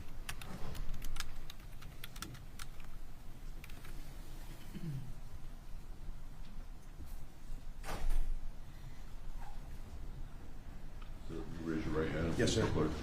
Do you swear affirm that evidence you're about to give will be the truth, the whole truth, and nothing but the truth? Yes, ma'am. Thank you. Yes, sir.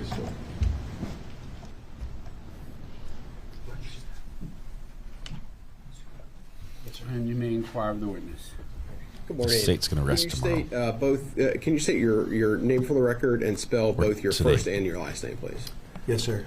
Adolfo Cavelli, Adolfo. Last name Cavelli, C-O-V as in Victor, E-L-L-I. Okay. And I believe you testified a few days ago. Were you a senior official at the Waste Pro location here in Fort Pierce in August of 2023? Or, I'm sorry, August of 2018? Yes, sir. Okay. And were you familiar with the trash routes of the drivers in August of 2023? Yes, sir. Okay. Were you specifically familiar with the trash route of the defendant, Jose Soto-Escalera? Yes, sir. Okay. Did he have a trash route in northern Fort Pierce? Yes, sir. Okay. Can you tell the jury what his trash route was?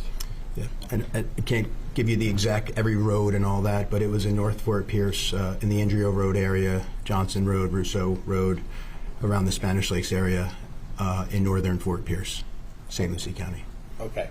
And can you walk the jury through each was there a system in place where each of the employees of the Waste Pro, if they were on a garbage truck, what was their knowledge of the camera and recording system? Yes, sir. So I was there when we had the cameras installed, and every employee that was in the vehicles had to acknowledge that they were being recorded both by audio and visual recordings. Okay. So did every employee who was assigned to one of those garbage trucks have specific knowledge that they were recorded? Yes. And that they were videotaped? Yes. Okay. And how well did you know the defendant, Jose Soto-Escalera? He was an acquaintance and an employee, like most of the employees. I was very close with them to get to know their families and ask about them, and Jose was one of those people too. How long do you think you knew him? I would say backing up from 2018, a few years. I believe Jose worked for us and then left and came back, but regardless, I've known Jose since his employment at Waste Pro. Did you have many conversations with him? Yes. Did you know him it sounds like you knew him in the context of work, is that correct? Yes. Did you also know him socially? Yes, yes. Okay, do you know him well enough to don't make the joke greeners. Visualize him, identify him? Yes. Okay, we're looking here at a freeze frame of one of the videos from exhibit number 169. Do you, if you need to, step down, but do you see Jose Soto-Escalera on this on the smart TV? Yes. Okay. Can you identify him? Which one is the gentleman with the glasses and the steering wheel in front of him to the right of us, looking to the right? Okay. And who is the other individual in the vehicle? I'd like to come up with that. Sure.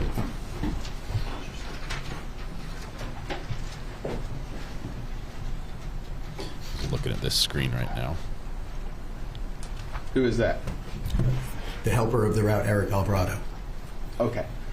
And did you speak to Jose Soto-Escalera enough to recognize his voice?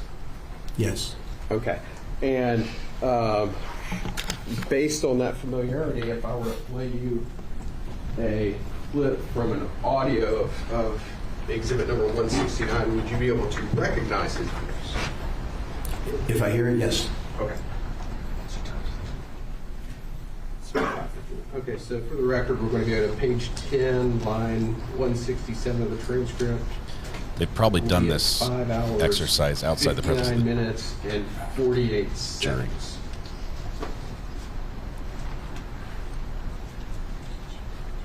Needs to clearly recognize the louder voice as Jose, or the prosecution is hosed.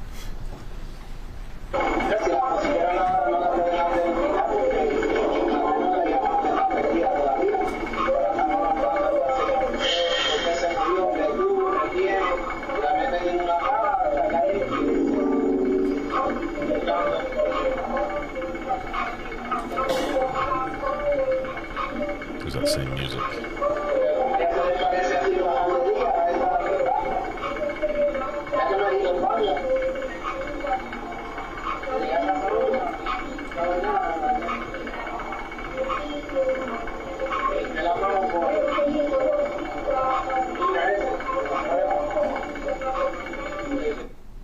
I'll stop it right there.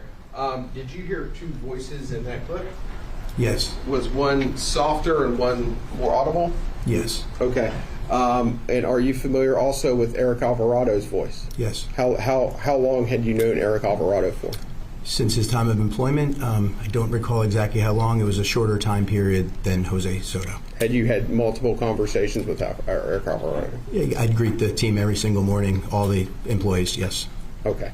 And can you tell the jury the identity of the individual whose voice was less audible in that clip?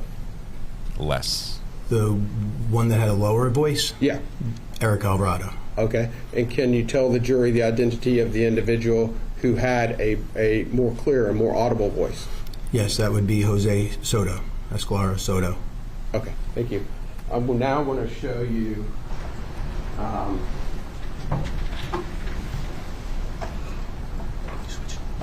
Now we're going to publish states 170.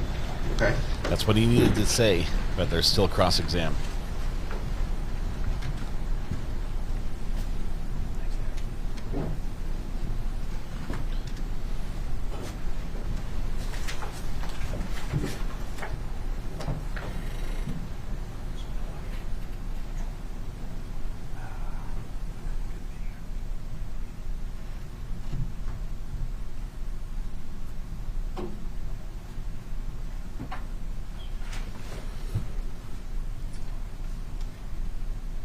Okay, I'm going to show you a video from August 21st of 2018. So far, no strikes. Okay, yeah.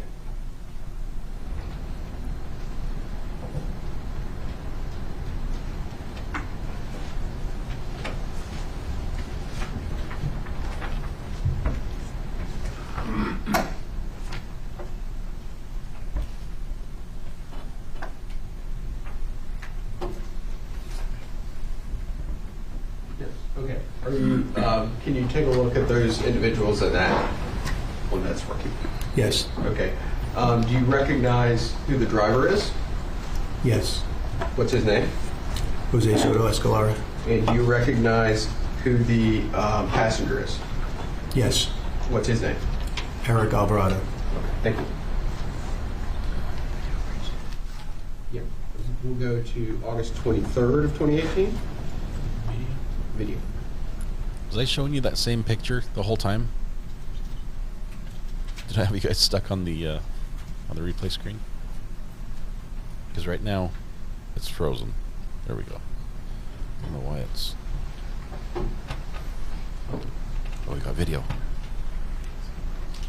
Make it big. Embiggen the video. Make the pixels larger.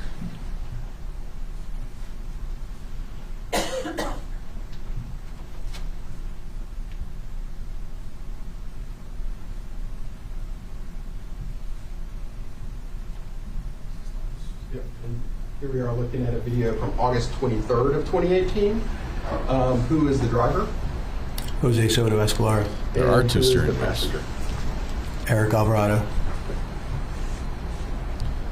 There are two steering wheels. MD Thomas, thanks for catching that.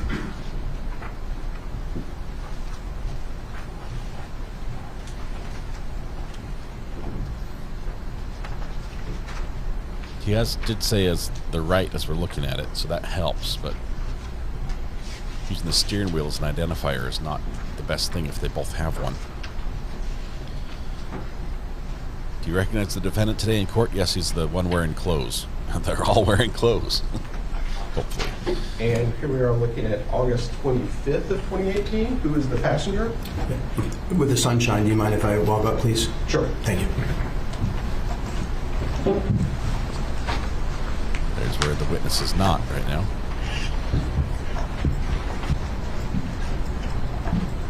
What's the identity of the passenger? The passenger is Eric Alvarado. And the driver? Jose Soto-Escalera. We'll go to the 27th.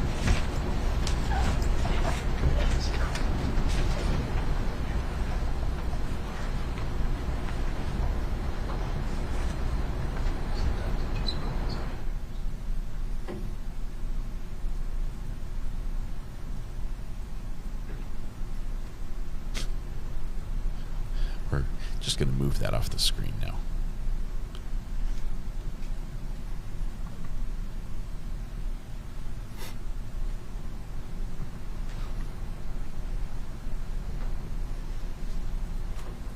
Okay, same question on the video from August the 27th of 2018. Who is the driver?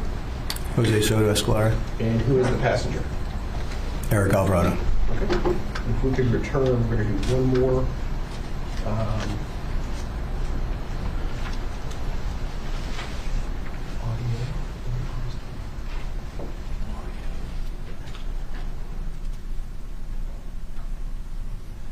Sir, thank you very much. That's all that we have left. Thank you. Any questions from the defense? No, Your Honor. May Mr. Cavelli be released No. from the subpoena at this time? Yes, sir. Okay. Thank you, Mr. Cavelli. You're released from your subpoena. You're free to stay or leave as you wish. Thank you very much, sir. Thank you. And the state's next witness or item of evidence. Your Honor, at this time, the people will say before arrest. Ladies and gentlemen of the jury, at this time the state has rested its case. Let me ask you to step back into the jury room for a moment. Please do not discuss the case and leave your notes on your chairs, and we'll be with you momentarily. It's a really short day. We now expect a judgment of acquittal argument from the defense. I don't think they're going to get it.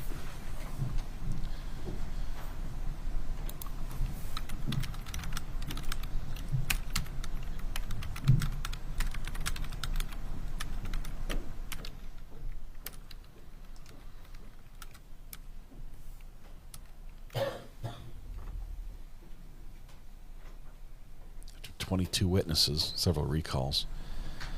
The state's done presenting evidence to the jury. Jury leaves the room. All right, the jury has exited the courtroom at this time. The state has rested its case. Any motions from the defense?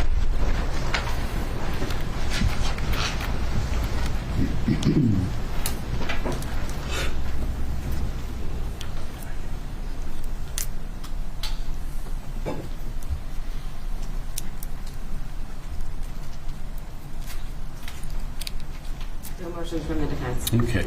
And from the defense, what? No witnesses other than whether the defendant is going to testify. Do you need time to confer? Sure. Confer with the defendant to make a decision whether he wishes to become a witness. I'll inquire of him in that regard, and then we'll go from there. But we'll go off the record, giving the attorneys a chance to speak with the defendant to make that very important decision. Even if you only spend 30 seconds doing it, just getting up and saying, Your Honor, we feel the state hasn't carried their case. They haven't proven every element of the crime. We ask that you dismiss, throw out this case, enter judgment of acquittal. Something just to get it on the record, just so the judge can rubber stamp it and deny it. Just to show that you did your due diligence, that you put in the effort. I mean, they're literally waving the white flag of surrender by not asking for a judgment of acquittal. The jury doesn't know that, but we do. This is the defense yelling, "Uncle, uncle, uncle! We're done. You finished. We give up. We give up." Stacy, no place I'd rather spend my time with RA than this great community. Stacy, thank you for your support. A jury member as well. Appreciate your support of the channel. That's huge. Thank you. It's rare. It's rare to see nothing asked for on the judgment of acquittal. It's most common to see the defense ask for everything. Basically, you're throwing spaghetti at the wall, seeing if something will stick. If maybe for some reason the judge thought that something wasn't proven or wasn't addressed, throw it all at the wall. And then you at least put it on him, and he might look at it and have to say, "Oh, I don't know. They actually didn't address this, this one element of the crime." That would be great. That's most common, to see everything, and it sounds absurd because basically you've watched evidence for, a week, 2 weeks, 3 weeks, and then the defense gets up and said they didn't prove anything, and you're like, how ridiculous is that, right? It's less common to see the defense get up and say, "Okay, we'll give you count 3. You pretty much got us on that one, and 4, but 1 and 2 you didn't prove." That's less common, but it's usually like a more honest argument where it's there might be some room for doubt. It might be like, "Oh, that was close." There's a lot of circumstantial, which is still evidence, but it's a bit more of a stretch. It's extremely uncommon to see the defense say, yeah, you got us dead to rights on this one. Yeah, we're guilty. I mean, they're doing everything but filling out the verdict form with this action.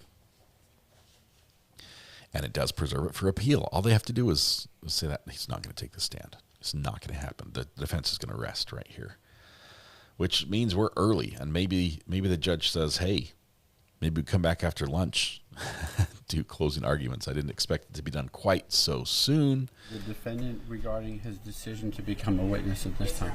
Mr. Soto-Escalera, you can be seated, but if you raise your right hand, the clerk will swear you just for a brief inquiry from me on that particular point.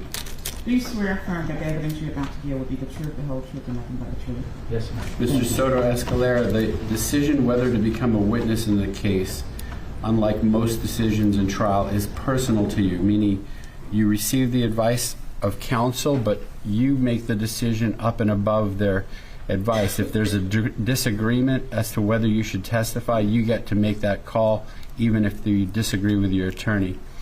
You have received their counsel. First of all, do you understand the decision is personal to you? Yes, sir. Are you deciding to testify or not? No, sir. Not. Are you doing that of your own free will? Yes, sir. I will find that you're making the decision not to become a witness freely, knowingly, and voluntarily, and will proceed in that fashion.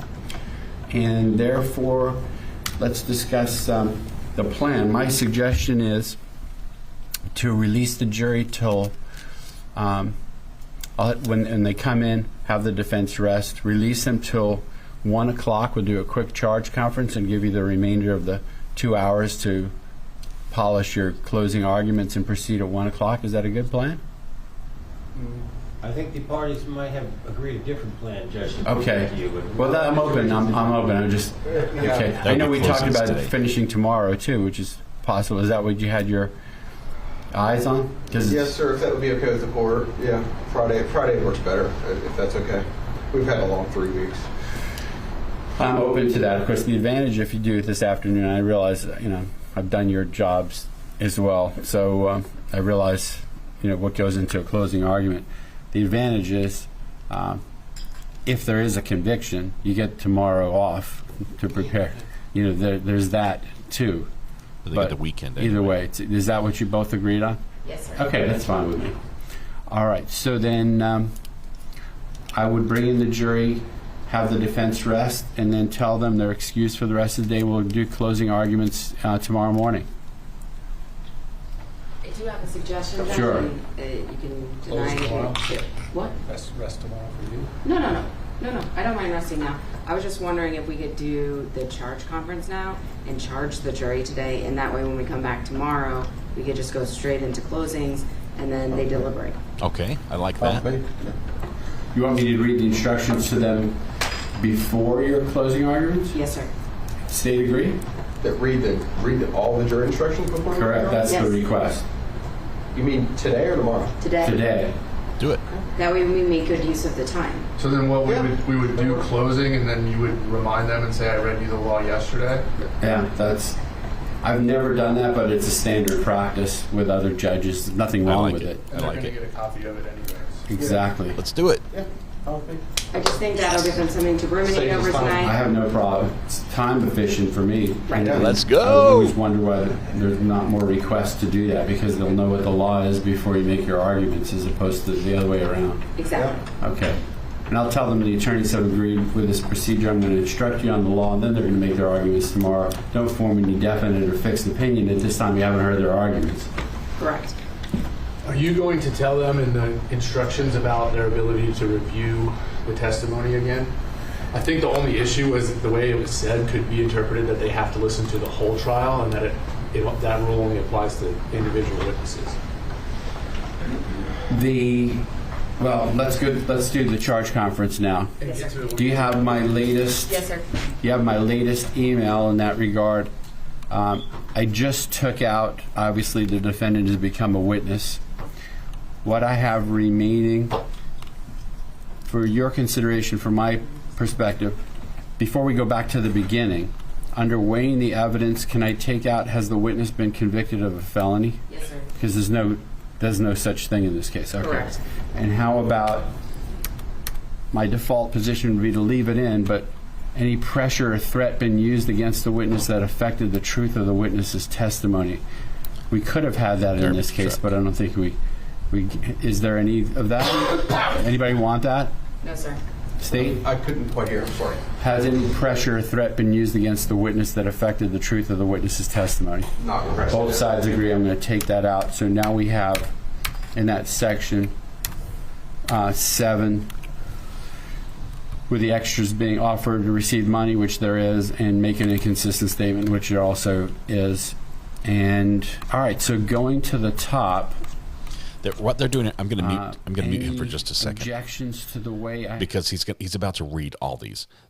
This is the charge conference where the two sides are discussing the instructions the judge will give to the jury, and he's saying, "Are you okay with what I'm going to tell them?" They have to agree. They might tweak them a little bit. Usually, these are standard form copy paste from the standards that the Florida judicial system puts out.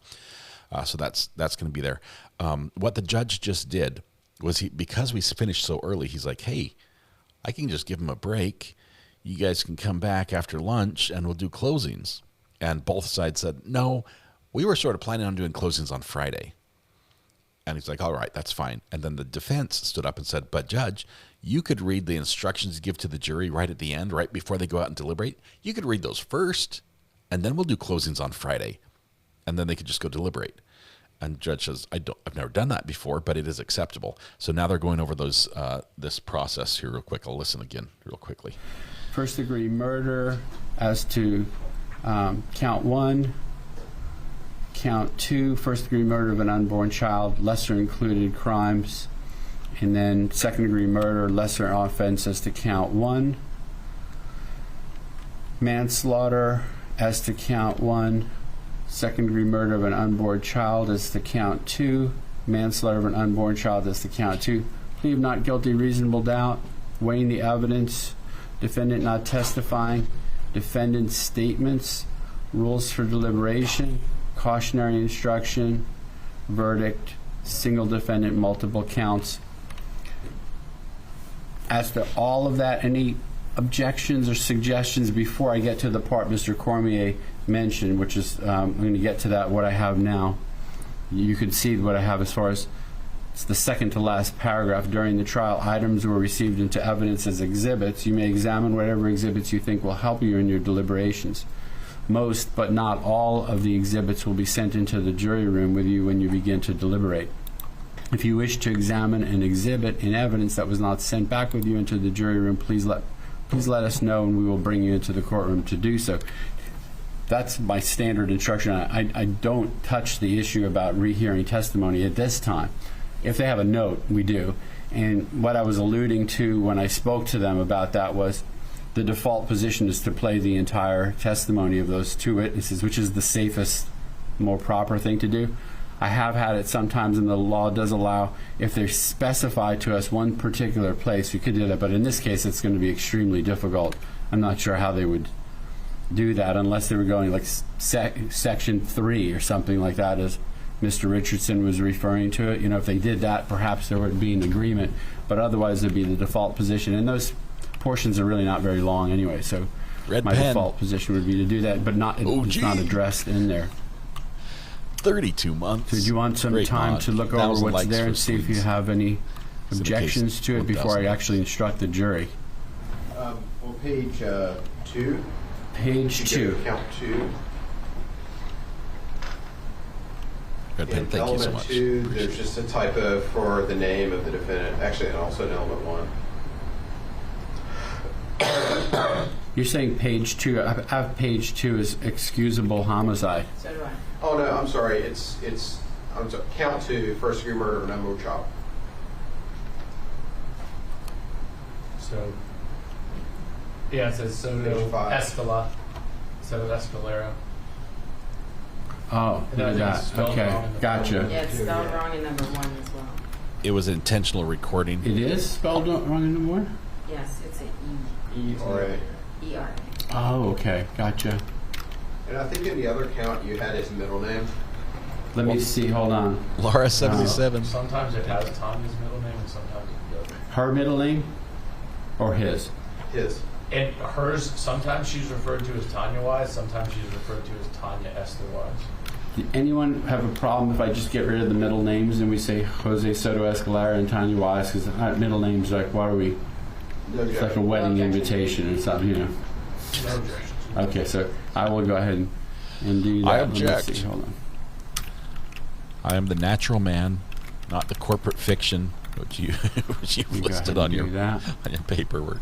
Laura 77, welcome to the gallery. Thank you for your support.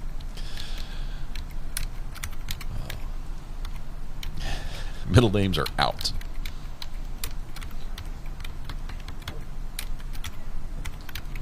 but Soto-Escalera was his last name, right? As you're reading over the rest of them, just taking my time and without using Control Find, just going through it, so don't make any other. Control F. Keyboard shortcuts. Judge has all the tricks. You guys know my middle name. If you know, don't say it. But I like my middle name too. You'll never guess it if you don't know, ever.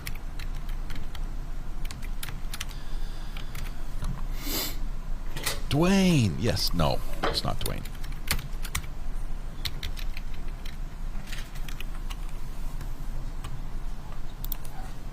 Yeah, all the employees of the garbage company. They look good. Okay. You look good. All the employees signed the policy and the waiver knowing that they were being recorded, audio and video. Apparently they did it unknowingly, because he sure wouldn't have said these things if he knew he was being recorded audio. Pickles? No. It's Big Dill. Yes. It's exactly Big Dill. No, it's not.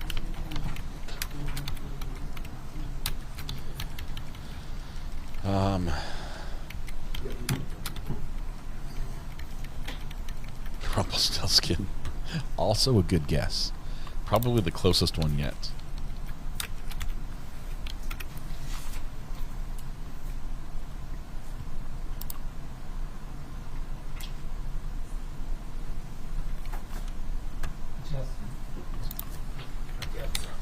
It was admitted.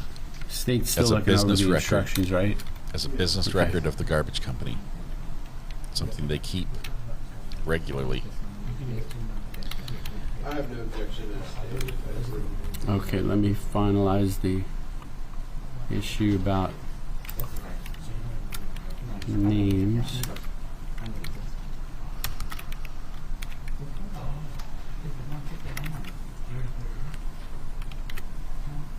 No, I'd rather keep it out, Greeners. I do like to have a little anonymity.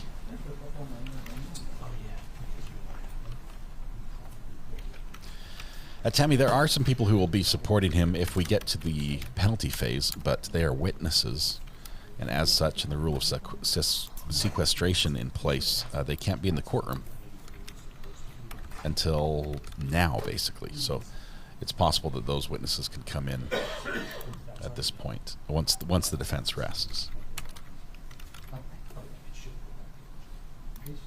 That should. Yeah. It should not. The blank. Right, because I'm not, it never went into evidence. It's just a placeholder. Yeah, I'm just going to do it. Perfect. Goldfish pickle. Man, Pepperidge Farms nails flavor. I mean, the amounts. I might have to try those. I've been turned off on a lot of flavors that are dill flavor, pickle flavor, because they use too much dill, and it has to be just right. I mean, I don't just eat dill weed in my spare time because I like the flavor. It just has to be perfect. Bap, nailed it. You nailed it. It's Scott Recovery Addict. Middle name. It's hyphenated officially.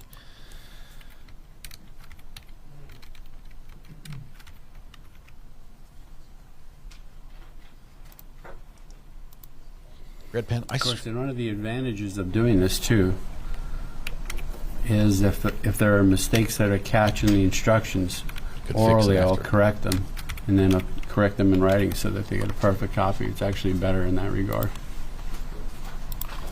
I struggle eating Chex Mix because I still think that So it was as I swept read up along, off the does floor. anyone want a hard copy of the instructions finalized? I would. Okay, do that. Garbage truck just drove by my house.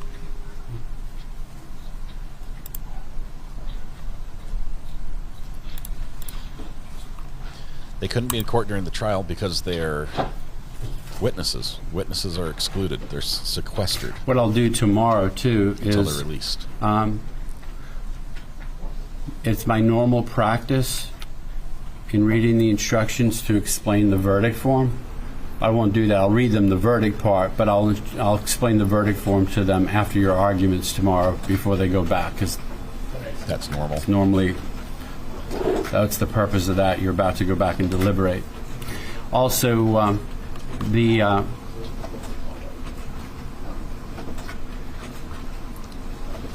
copy machine's running in the background.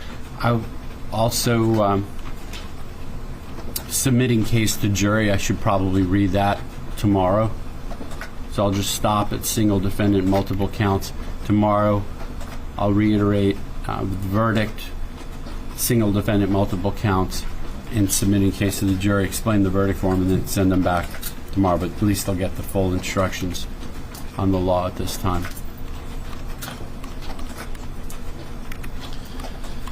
So it should only be about a half hour worth of instructions, even with the lesser included, maybe 45 minutes with the manslaughter and stuff like that.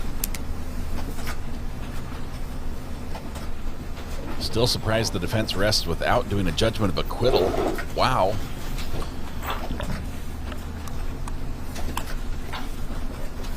That's a choice.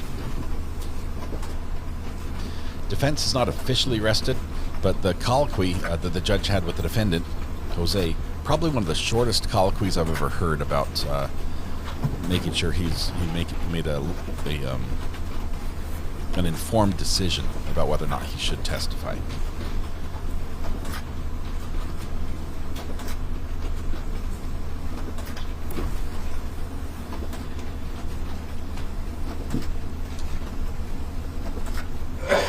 Megan, what's the if you can, I don't know if, I'm assuming it's appropriate to share in chat. What's the image you chose?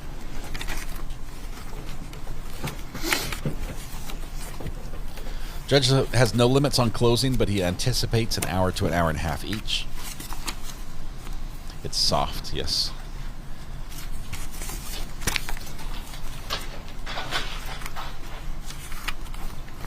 Jamie, we're going to see defense on the penalty phase if and when we get there. That's going to happen. Could no judgment of acquittal be a setup for his appeal? For each side, hard copy. In and of itself. Let's bring out the jury, and I'll instruct them. Do ask those who are here in the audience, you're free to remain, but you must remain during the whole instructions. I don't want people coming in and out of the courtroom while I'm instructing the jury on the law. Leaving out the judgment of acquittal is not in and of itself necessarily grounds for an appeal, unless it was blatant, like there was a huge mistake there. But it might add to a possible appeal on ineffective assistance of counsel if there were a lot of other mistakes made as well. You're doing that tomorrow. Okay.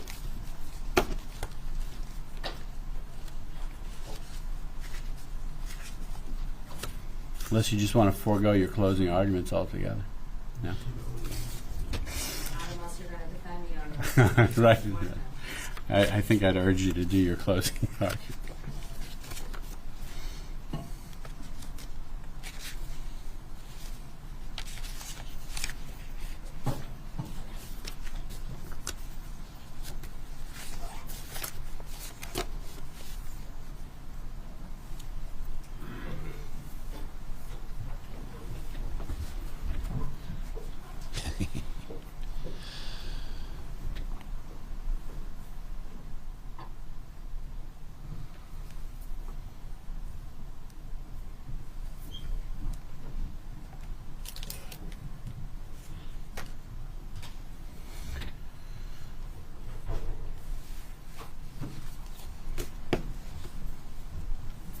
Coming in. This was a short case, just 1 week, but we'll have next week as well. All right, the jury is present. The state has rested its case at this time. Does the defense also rest its case at this time? The defense rests, Judge. Ladies and gentlemen of the jury, both sides have now rested their case. What we would normally do at this time is do the closing arguments, and then I would conclude the trial with the jury instructions and have you deliberate. We're going to depart from that and use an alternate procedure, which is perfectly fine and legal and perhaps better for the situation. What I'm going to do at this time is instruct you on the law as agreed upon by the lawyers, and then they're going to make their closing arguments to you tomorrow morning, after which you'll begin to deliberate on the case.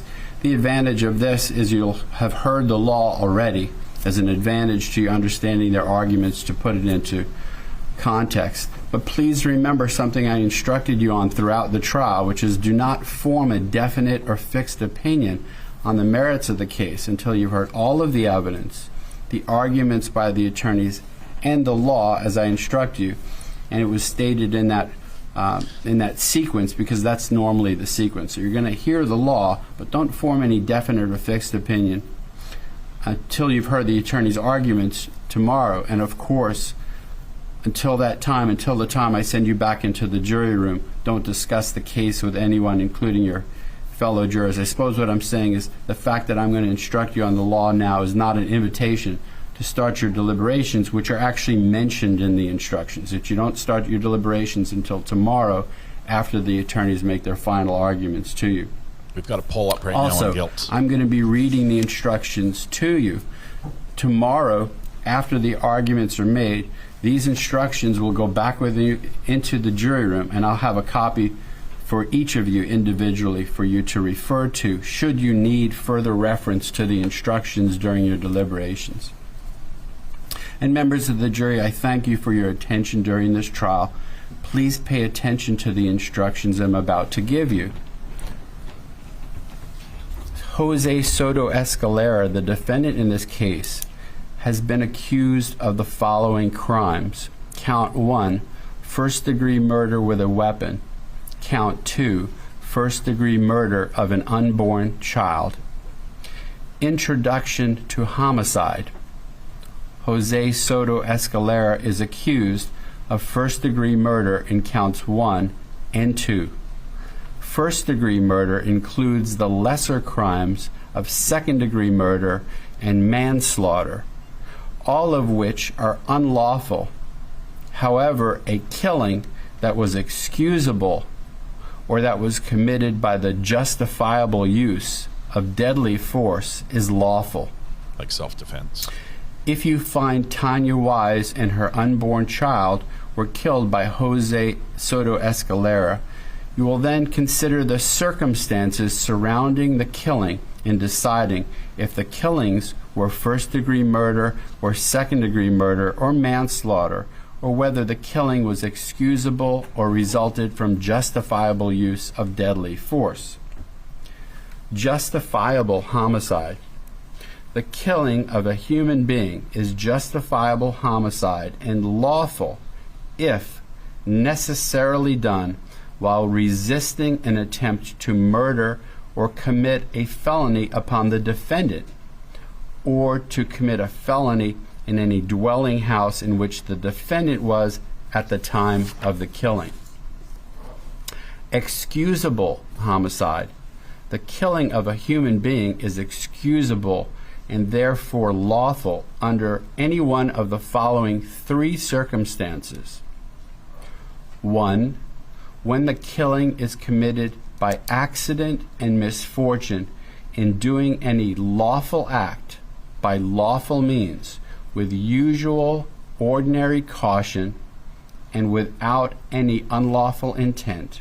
Or 2, when the killing occurs by accident and misfortune in the heat of passion upon any sudden and sufficient provocation.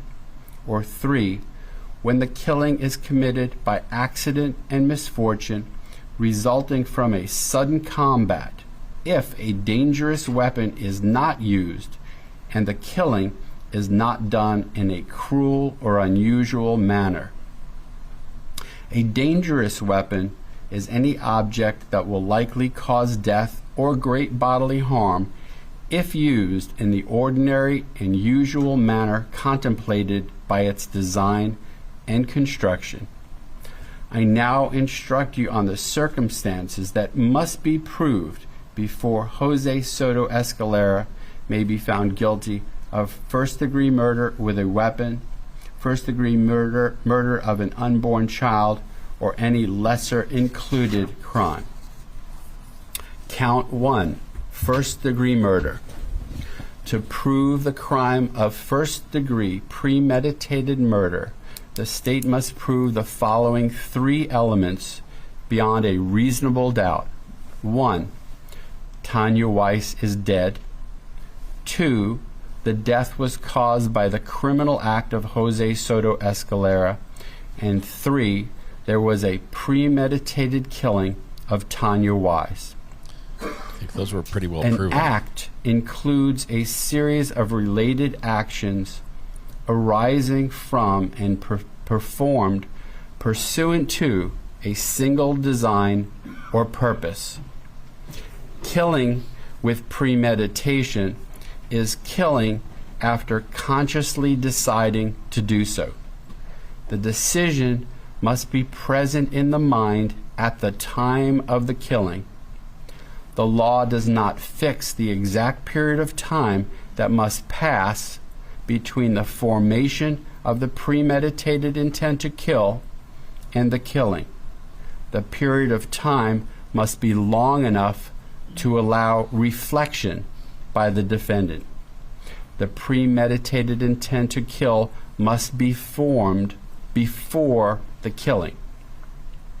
The question of premeditation is a question of fact to be determined by you from the evidence. It will be sufficient proof of premeditation if the circumstances of the killing and the conduct of the accused convince you beyond a reasonable doubt of the existence of premeditation at the time of the killing.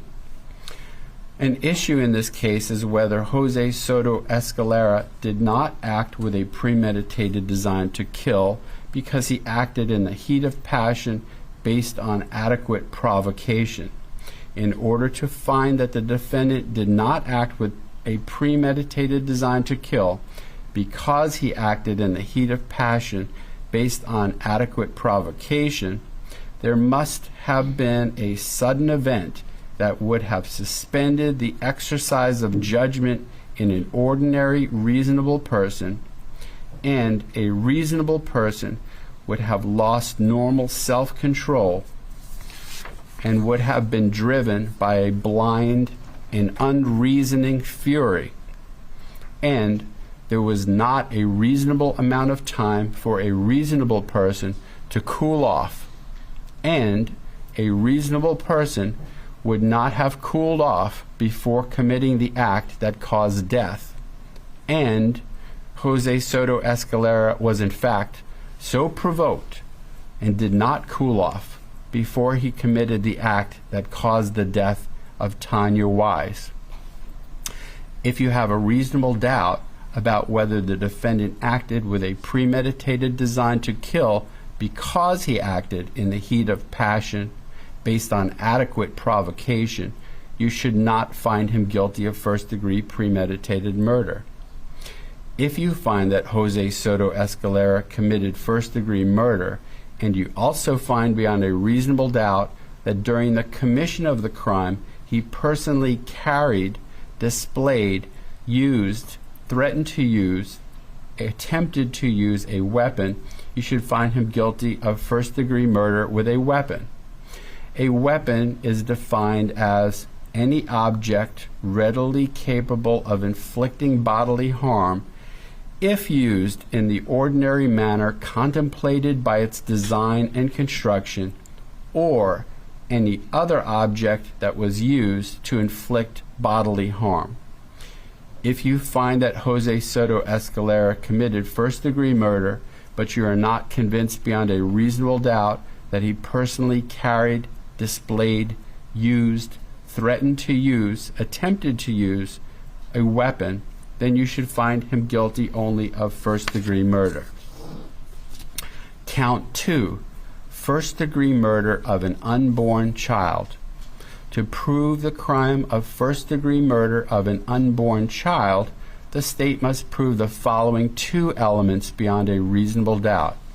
1, Jose Soto-Escalera caused the death of the unborn child of Tanya Weiss by killing Tanya Weiss, and 2, Jose Soto-Escalera's killing of Tanya Weiss was first-degree murder, as I have instructed you in count 1.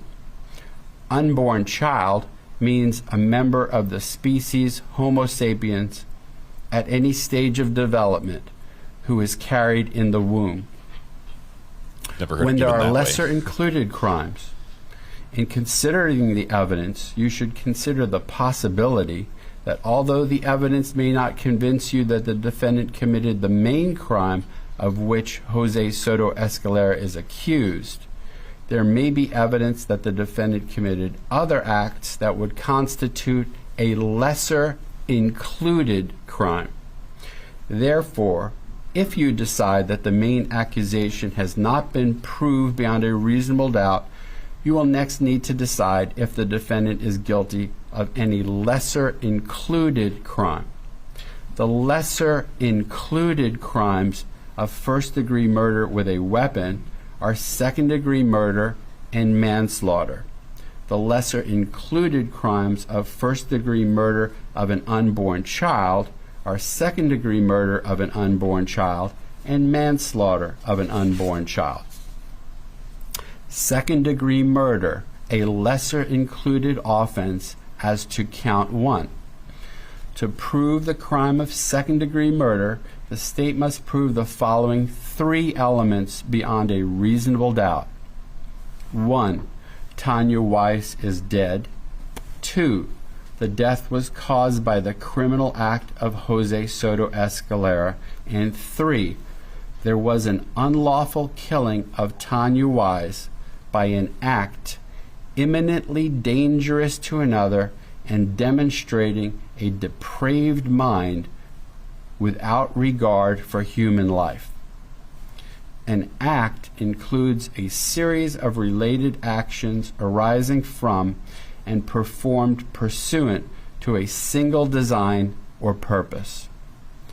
An act is imminently dangerous to another and demonstrating a depraved mind if it is an act or series of acts that 1. A person of ordinary judgment would know is reasonably certain to kill or do serious bodily injury to another, and 2. Is done from ill will, hatred, spite, or an evil intent, and 3. Is of such a nature that the act itself indicates an indifference to human life. In order to convict of second-degree murder, it is not necessary for the state to prove the defendant had an intent to cause death. An issue in this case is whether Jose Soto-Escalera did not have a depraved mind without regard for human life, because he acted in the heat of passion based on adequate provocation. In order to find that the defendant did not have a depraved mind without regard for human life because he acted in the heat of passion based on adequate provocation, there must have been a sudden event that would have suspended the exercise of judgment in an ordinary, reasonable person, and a reasonable person would have lost normal self-control and would have been driven by a blind and unreasoning fury, and there was not a reasonable amount of time for a reasonable person to cool off, and a reasonable person would not have cooled off before committing the act that caused death, and Jose Soto-Escalera was in fact so provoked and did not cool off before he committed the act that caused the death of Tanya Weiss. If you have a reasonable doubt about whether the defendant had a depraved mind without regard for human life because he acted in the heat of passion based on adequate provocation, you should not find him guilty of second-degree murder. If you find that Jose Soto-Escalera committed second-degree murder, and you also find beyond a reasonable doubt that during the commission of the crime he personally carried, displayed, used, threatened to use, attempted to use a weapon, you should find him guilty of second-degree murder with a weapon. A weapon is defined as any object readily capable of inflicting bodily harm, if used in the ordinary manner contemplated by its design and construction, or any other object that was used to inflict bodily harm. If you find that Jose Soto-Escalera committed second-degree murder, but you are not convinced beyond a reasonable doubt that he personally carried, displayed, used, threatened to use, attempted to use a weapon, then you should find him guilty only of second-degree murder. Manslaughter, a lesser included offense as to count 1. To prove the crime of manslaughter, the state must prove the following 2 elements beyond a reasonable doubt. 1, Tanya Weiss is dead. And 2, Jose Soto-Escalera intentionally committed an act or acts that caused the death of Tanya Weiss. Every person has a duty to act reasonably toward others. If there is a violation of that duty without any conscious intention to harm, that violation is negligence. The defendant cannot be guilty of manslaughter by committing a merely negligent act, or if the killing was either justifiable or excusable homicide, as I have previously instructed you. In order to convict of manslaughter by act, it is not necessary for the state to prove that the defendant had an intent to cause death, only an intent to commit an act that was not merely negligent, justified, or excusable, and which caused death. If you find that Jose Soto-Escalera committed manslaughter, and you also find beyond a reasonable doubt that during the commission of the crime he personally carried, displayed, used, threatened to use, attempted to use a weapon, you should find him guilty of manslaughter with a weapon. A weapon is defined as any object readily capable of inflicting bodily harm if used in the ordinary manner contemplated by its design and construction, or any other object that was used to inflict bodily harm. If you find that Jose Soto-Escalera committed manslaughter, but you are not convinced beyond a reasonable doubt that he personally carried, displayed, used, threatened to use a weapon, then you should find him guilty only of manslaughter. Second-degree murder of an unborn child, a lesser included offense as to count 2. To prove the crime of second-degree murder of an unborn child, the state must prove the following 2 elements beyond a reasonable doubt. 1, Jose Soto-Escalera caused the death of the unborn child of Tanya Weiss by killing Tanya Weiss. And 2, Jose Soto-Escalera's killing of Tanya Weiss was second-degree murder, as I have instructed you in count 1. Manslaughter of an unborn child, also a lesser included offense as to count 2. To prove the crime of manslaughter of an unborn child, the state must prove the following 2 elements beyond a reasonable doubt. 1, Jose Soto-Escalera caused the death of the unborn child of Tanya Weiss by killing Tanya Weiss. And 2, Jose Soto-Escalera's killing of Tanya Weiss was manslaughter, as I have instructed you in count 1. Plea of not guilty, reasonable doubt, and burden of proof. The defendant has entered a plea of not guilty. This means you must presume or believe the defendant is innocent. The presumption stays with the defendant as to each material allegation in the information through each stage of the trial, unless it has been overcome by the evidence to the exclusion of and beyond a reasonable doubt. To overcome the defendant's presumption of innocence, the state has the burden of proving the crime with which the defendant is charged was committed, and the defendant is the person who committed the crime. The defendant is not required to present evidence or prove anything. Whenever the words reasonable doubt are used, you must consider the following. A reasonable doubt is not a mere possible doubt, a speculative, imaginary, or forced doubt. Such a doubt must not influence you to return a verdict of not guilty if you have an abiding conviction of guilt. On the other hand, if, after carefully considering, comparing, and weighing all the evidence, there is not an abiding conviction of guilt, or if having a conviction, it is one which is not stable, but one which wavers and vacillates, then the charge is not proved beyond every reasonable doubt, and you must find the defendant not guilty because the doubt is reasonable. It is to the evidence introduced in this trial and to it alone that you are to look for that proof. A reasonable doubt as to the guilt of the defendant may arise from the evidence, conflict in the evidence, or the lack of evidence. If you have a reasonable doubt, you should find the defendant not guilty. If you have no reasonable doubt, you should find the defendant guilty. Ivan, 30 months. Weighing the evidence. Thank you, man.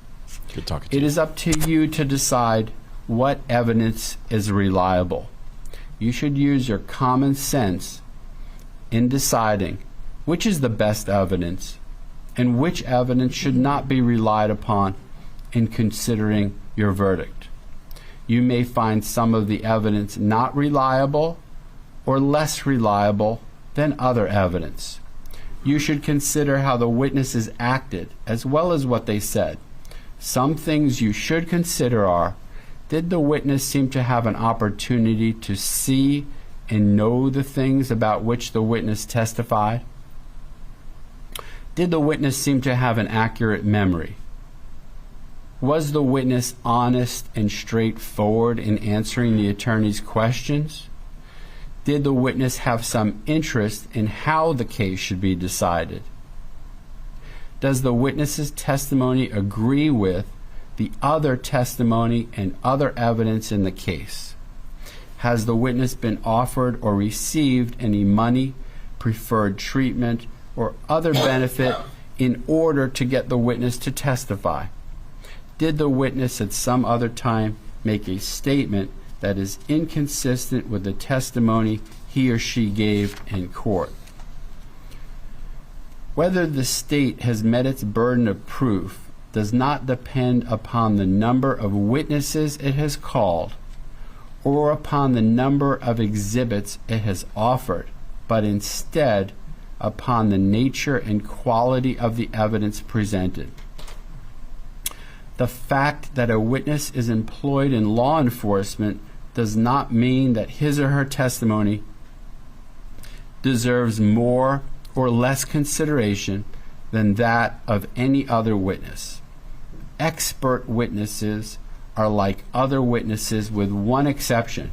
The law permits an expert witness to give his or her opinion.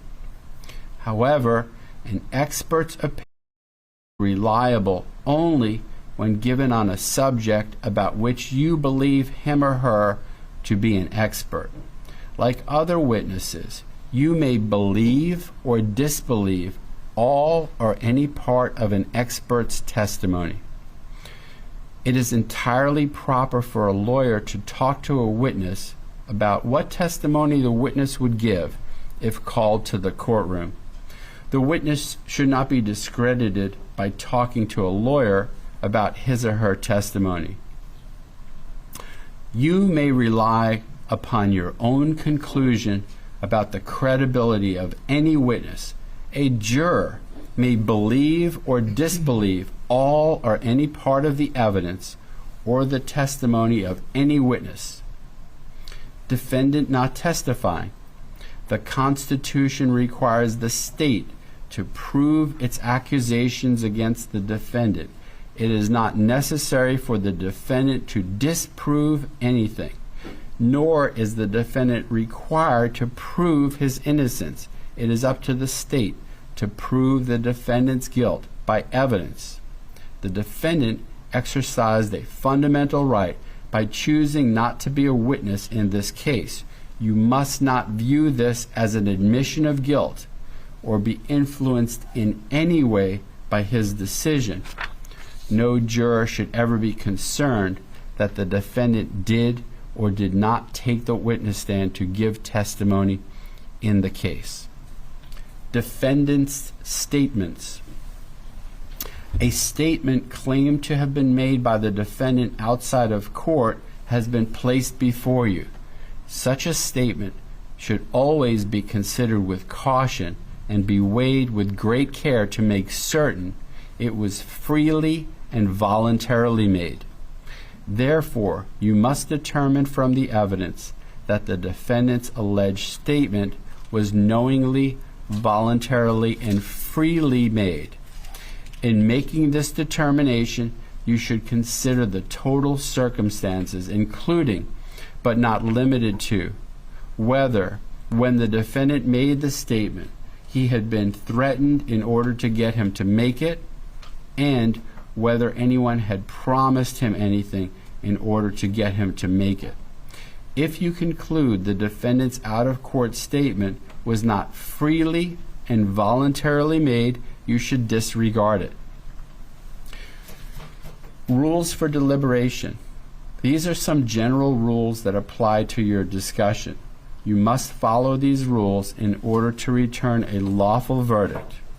You must follow the law as it is set out in these instructions. If you fail to follow the law, your verdict will be a miscarriage of justice. There is no reason for failing to follow the law in this case. All of us are depending upon you to make a wise and legal decision in this matter. This case must be decided only upon the evidence that you have heard from the testimony of the witnesses and have seen in the form of the exhibits and evidence and these instructions.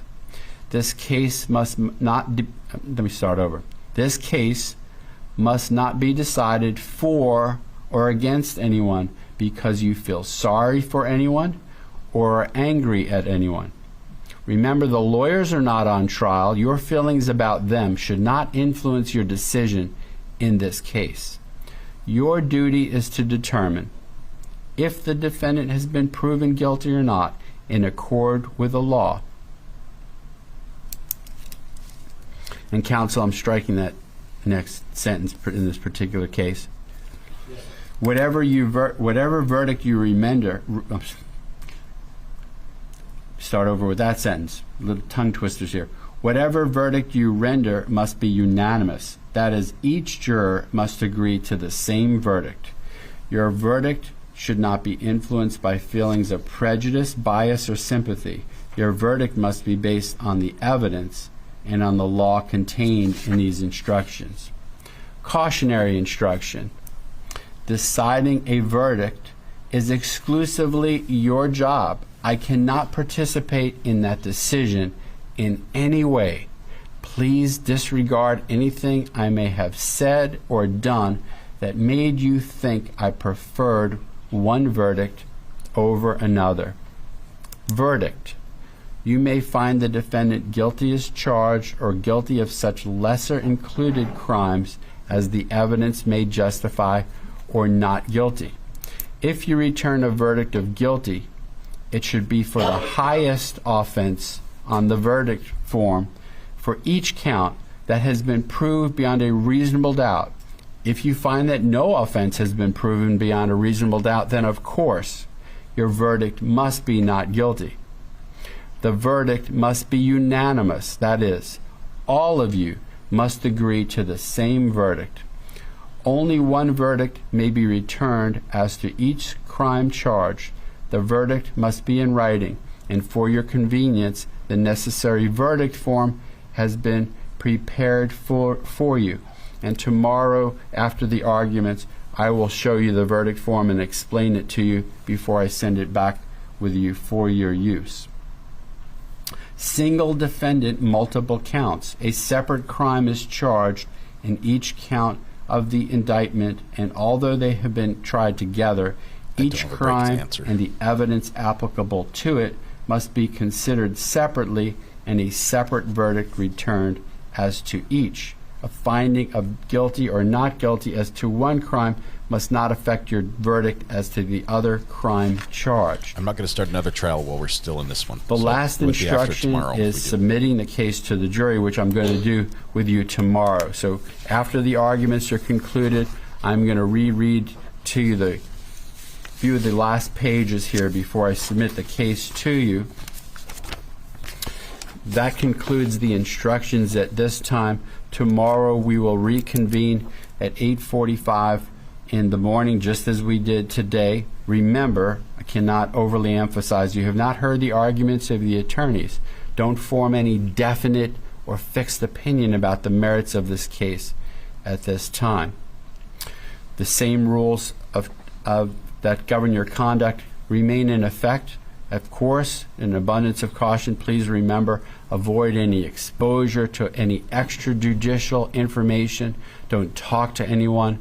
Don't do any research about the case or the people or the issues involved in the case. To be sure, you confine your consideration of this case only to the proper evidence and nothing else.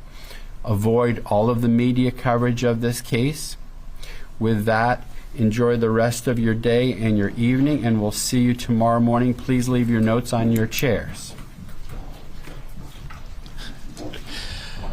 Sorry, I was trying to answer Virginia. I was waiting for a time to answer.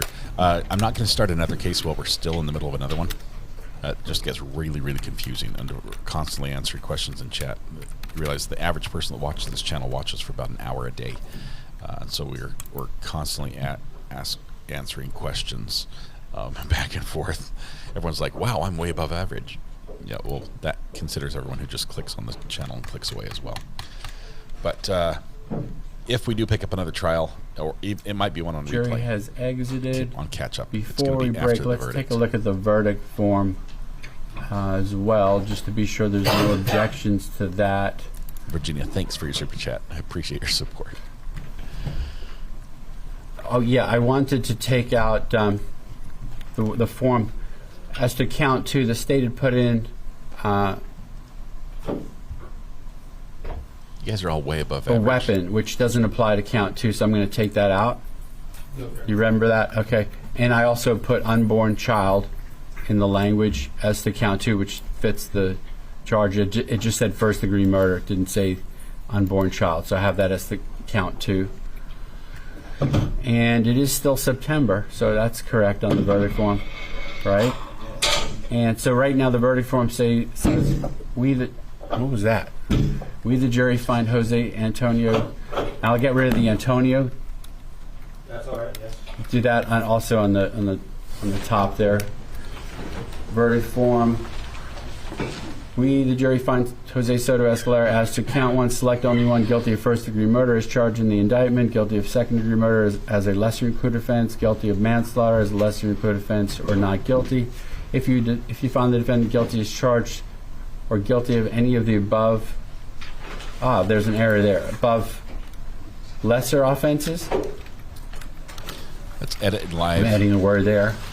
You must next determine if any of the following has been proved beyond a reasonable doubt. Check yes if proved beyond a reasonable doubt. Check yes no if not proved beyond a reasonable doubt. During the commission of the offense, the defendant did carry, display, use, threaten to use a weapon, or attempt to use any weapon, yes or no. Count 2, select only one. Guilty of first-degree murder of an unborn child as charged in the indictment. Guilty of second-degree murder of an unborn child, a lesser-included offense. Guilty of manslaughter of an unborn child, a lesser-included offense. Not guilty. So say we all. This blank day of September 2025, 4-person. So that looks good. I'll print out a few copies of that to give to you all and for myself here. And anything else before we break from the case? From the state? And my only request for tomorrow would be to have it maybe a 5 or 10 minute bathroom break after the defense finishes. After the defense part? Yeah. Well, that reminds me of another issue. So what we should do for the bailiffs, take the lunch order of the jury as soon as possible, because they're going to be here lunchtime for sure.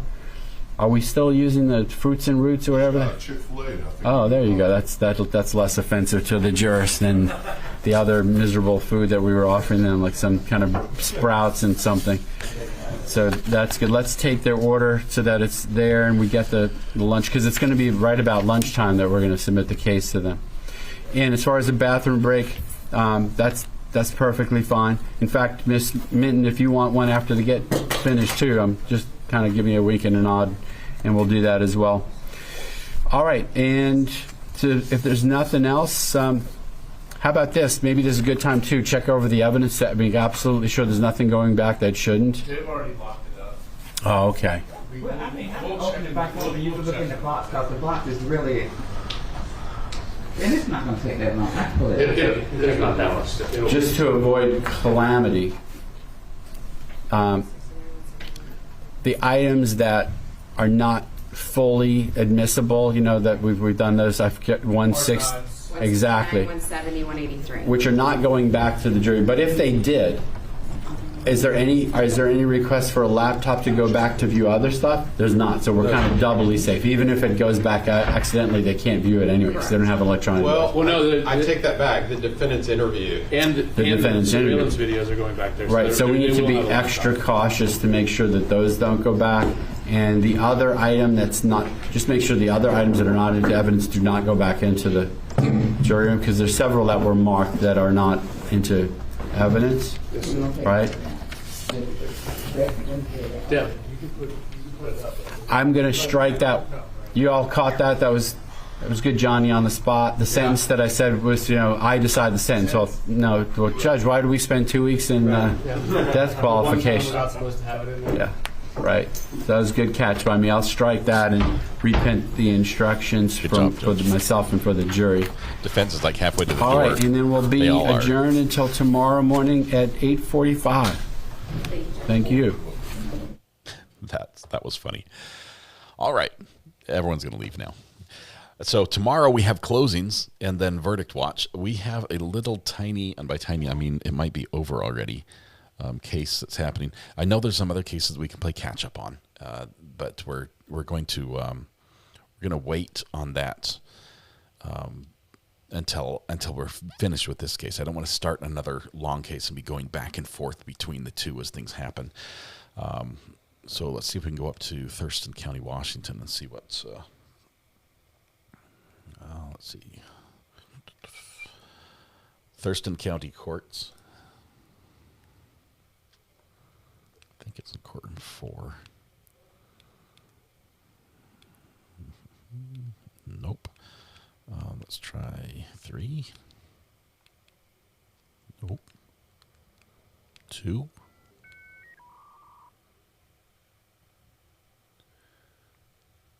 It starts at 12 Eastern. Okay, so it starts in just 15 minutes. What courtroom is it? Is it 4? I'm just checking to see which. It's got to be 4. It's almost always in 4, right? That's the.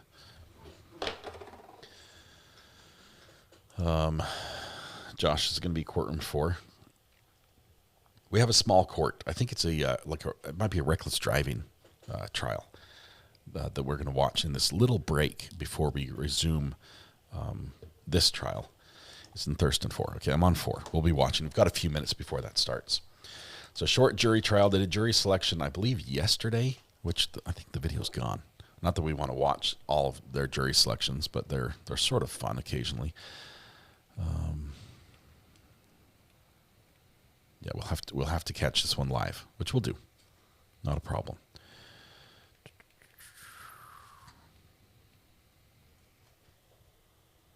And I think they're going to break. They should break for lunch before we hit the 6-hour mark, which would give us a late lunch. Could be really, really fast.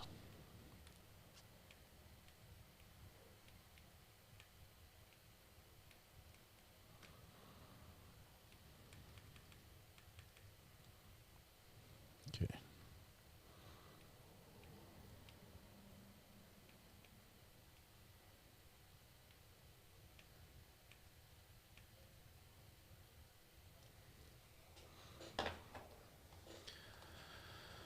All right. Where are we at?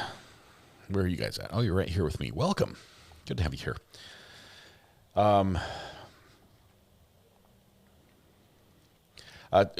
Want to shout out right here one more time. Selena K, congratulations. Today is Selena's 1,000th day of sobriety. And that is just huge. That's amazing. You hit the 4 digits, which is just great. We are trying to celebrate. I know some people are saying click the like button to celebrate Selena's sobriety. I basically benefit from your sobriety is what I'm finding out here. We do have 860 people who have clicked the like button, and I appreciate every single one of you who has. Those who have not, like those who just joined us from Broken Baker, welcome, Broken Baker and fellow bakers. Good to have you here. I think you guys rated us yesterday as well, and it was right as I was like portaling. We were going somewhere. I forget, but welcome. Good to have the bakers with us, Broken Baker and friends. I do have a poll we need to close out before I forget. Let's see. Where's the poll? The poll's gone. There it is. Okay, we're going to close the poll. Actually, give it to the bakers just a minute. Well, you didn't watch the trial with us, so I'm not sure if we want the votes included. I'm going to end the poll right here, just for right now. Sorry, bakers, if you just joined us. Poll results incoming. Watch chat for that. I'm going to try to repost them as soon as they happen. And let's see. Go down here. There it is. The question was, is the defendant guilty as charged? He's charged with first-degree murder, second-degree murder. Paste. Okay, let me add a couple spaces in here because YouTube does not.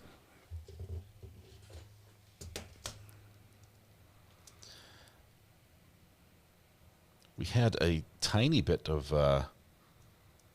error on this one, I think, and one person at least replied that their vote was miscalculated because they clicked the wrong thing. But here are the answers on this one. Broken Baker says, I can send my muffin tops over here tomorrow. I'll be out of time. That would be awesome. Yes, please, Kat. Yes, that would be awesome. That would be awesome. Send them right over. We'd love to spend time with them. Is the defendant guilty as charged? Yes. 97% coming in guilty. Now realize this is with 779 votes. So if the jury is representative of this group, that's basically a 99% chance that you would have a conviction. No, there was 1% on those. That was literally possibly 2 votes. 2 to 3 votes on the no. Guilty of lesser included, only 2% on that one, which makes sense. Even though lesser included's here, if he did it and slit her throat, the audio recordings, I mean, I think that nailed if you think he's guilty, those audio recordings would just solidify this as premeditated murder. So I can understand why the lesser included was also extremely low. So basically 99%, 97, 98, 99, 100. How do we get 100%? YouTube always steals 97% plus 3% is 100. YouTube fixed their polls. YouTube always, up until now, has stolen like a percent here and there. That's awesome. Yeah, the audio recordings were absolutely terrible for him. It went to the premeditated murder, it went to guilt, it went to everything. What do we know as viewers that the jury didn't hear? Cheryl, we know from the defense team, an argument they made, that, oops, this recording has some prejudicial material on it in the garbage truck because the defendant was captured talking about another murder he committed in another jurisdiction. And we don't want the jury to hear that because then they're going to think, oh, so he does this a lot? And then they just think he's guilty. We know that. The jury has not heard that. We did not actually get to hear that recording, but we heard it from the defense team objecting, saying, Judge, this has to be taken out. It's prejudicial. I'm like, yeah, it is. Sure is. I feel that. Those tapes sealed it. They did. They were rough, though. They were really rough. Let's see.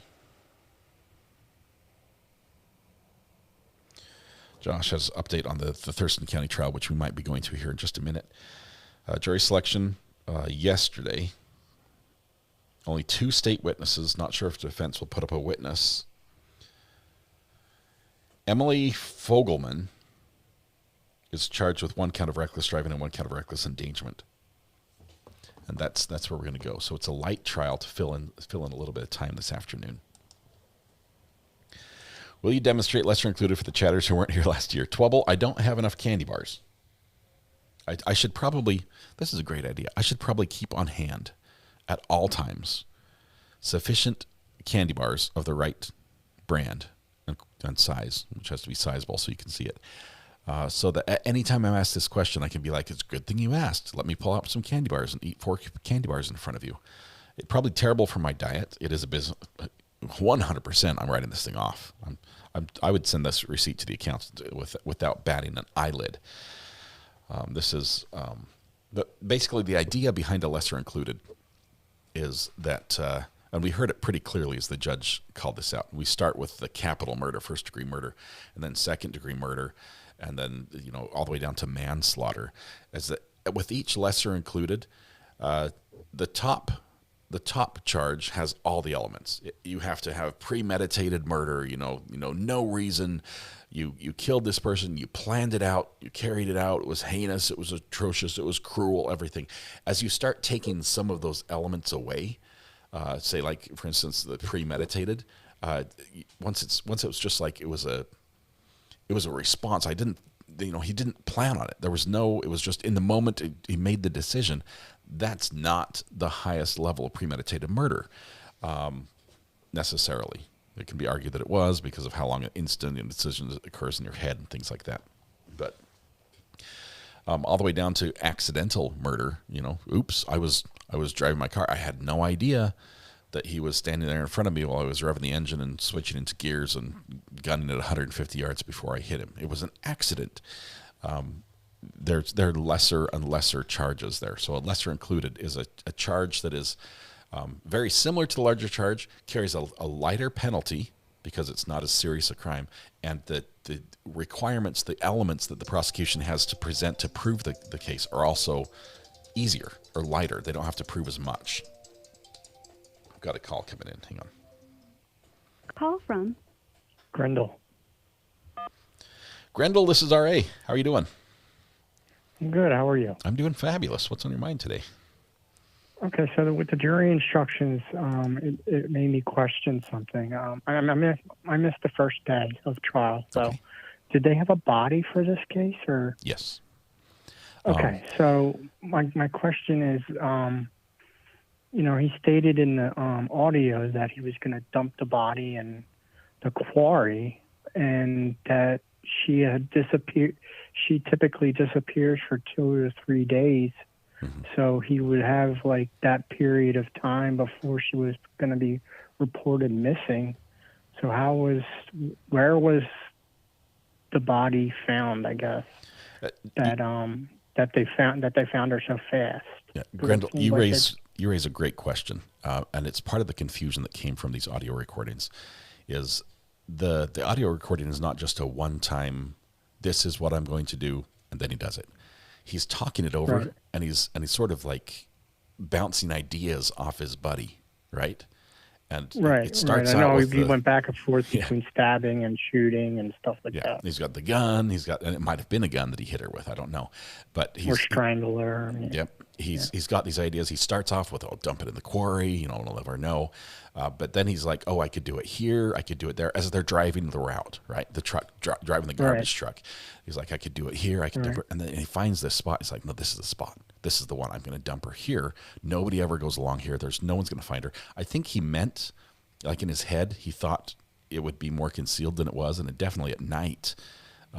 It's dark, but it was right on the side of the road. Right. It's like in the ditch on the side of the road. My God. And so cars drove by. They first thought, this is just, there's some garbage there. And she's like, wait, that didn't look right.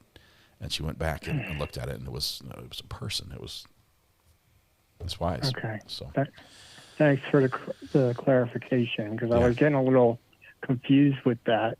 I thought I knew he was talking about it in the field and stuff at the end of the audio, but I assumed because he was, he talked about the quarry that he was going to transport the body to the quarry and dump her there.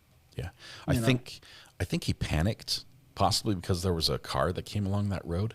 We did get testimony that somebody saw the truck pulled over in that general area of the road, and it probably they probably just barely missed the murder, which is just crazy. But we know from the body they found, her in her hand she had a fistful of grass, basically, that she had grabbed and was still clenched in her hand, which would indicate that she wasn't killed immediately. She was hit and dead and gone. It wasn't instant, and also that it happened there. It wasn't that she was killed somewhere else and then we just roll the body out of the truck and leave it. She wasn't moved basically at all. She was hit in the head and then had her throat slit, and then he split. He left and didn't go back. And so his original plan might have been to hide her better than that, but that truck that came along might have been the one that got him out of there. So no gun involved. We know he had a gun, and he talks about because he was telling Eric to take it at the end. It sounded like Eric was saying like he couldn't do it, like he didn't, like he was hesitant to take the gun. I don't know if he did or not, but it sounds like they apparently might have dumped the gun at the landfill or somewhere around the landfill, because they're talking about going there and just drop it and no one's going to look here, it'll be just lost, no one's going to look out here for the gun, and they were worried about if there are any cars around at the landfill, if other people are dumping garbage, they might see them drop the gun and come over and look at it. So there's just a lot of worry that way, but I don't know if the gun was used. It was in a bag, so there's a good chance it was used, but a lot we don't know just because the two people involved aren't talking. Right. Gotcha.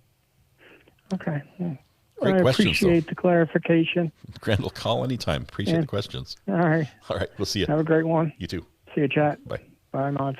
Bye.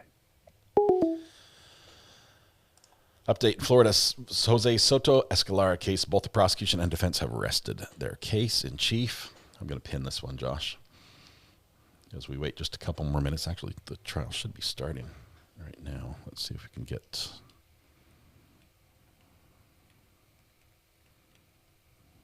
There we go. Let's jump to that. They're just getting set, just getting ready.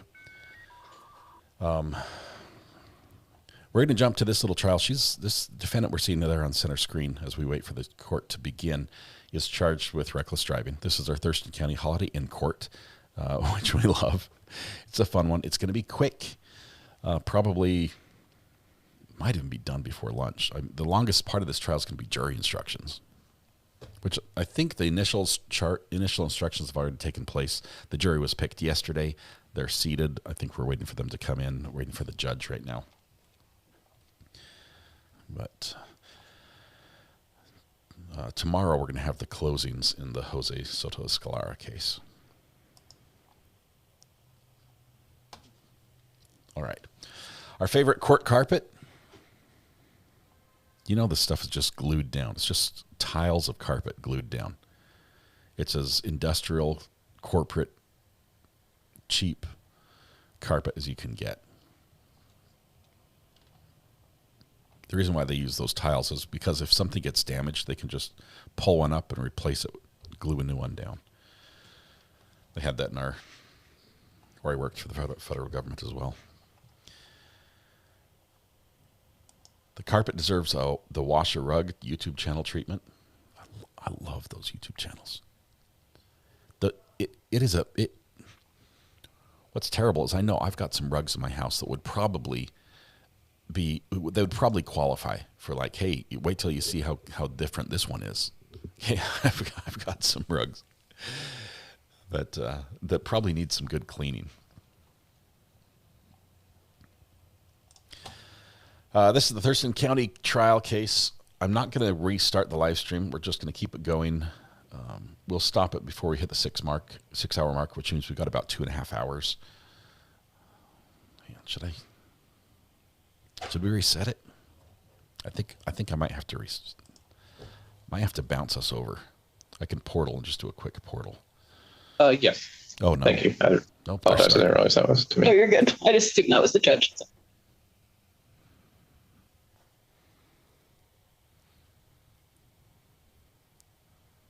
Let me see if I can...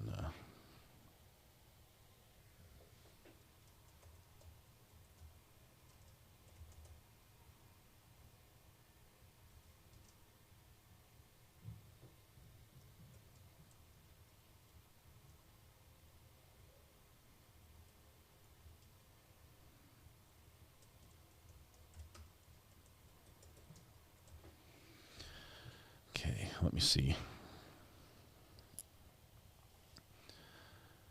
I'm doing it quickly. We're gonna portal over. Just 1 second.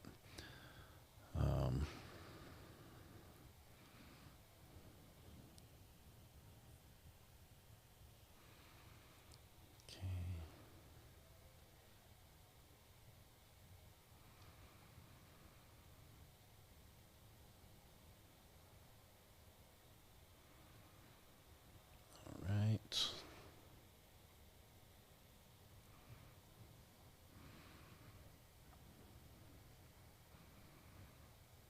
Going to make the portal. We're not going to do the outro. We don't have time. I just have to quickly portal us over.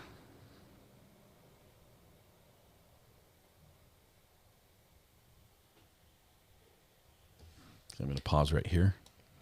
We're going to pause, and here we go. Buckle up. Hold tight because we're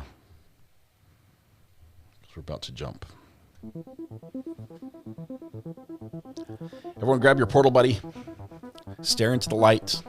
It's painless. It's painless. It's all right. It's all right. We're going to be back in just 1 second. Give us just about a minute to restart the stream, to get the feed going again, and we're going to be back in Thurston County, Washington, watching a little tiny court in our favorite hotel courtroom. Hang on. It's going to be a quick ride. We'll see you guys in just a minute.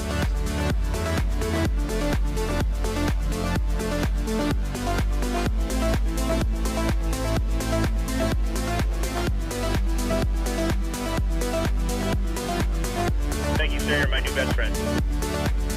All right, here we go. Here we go.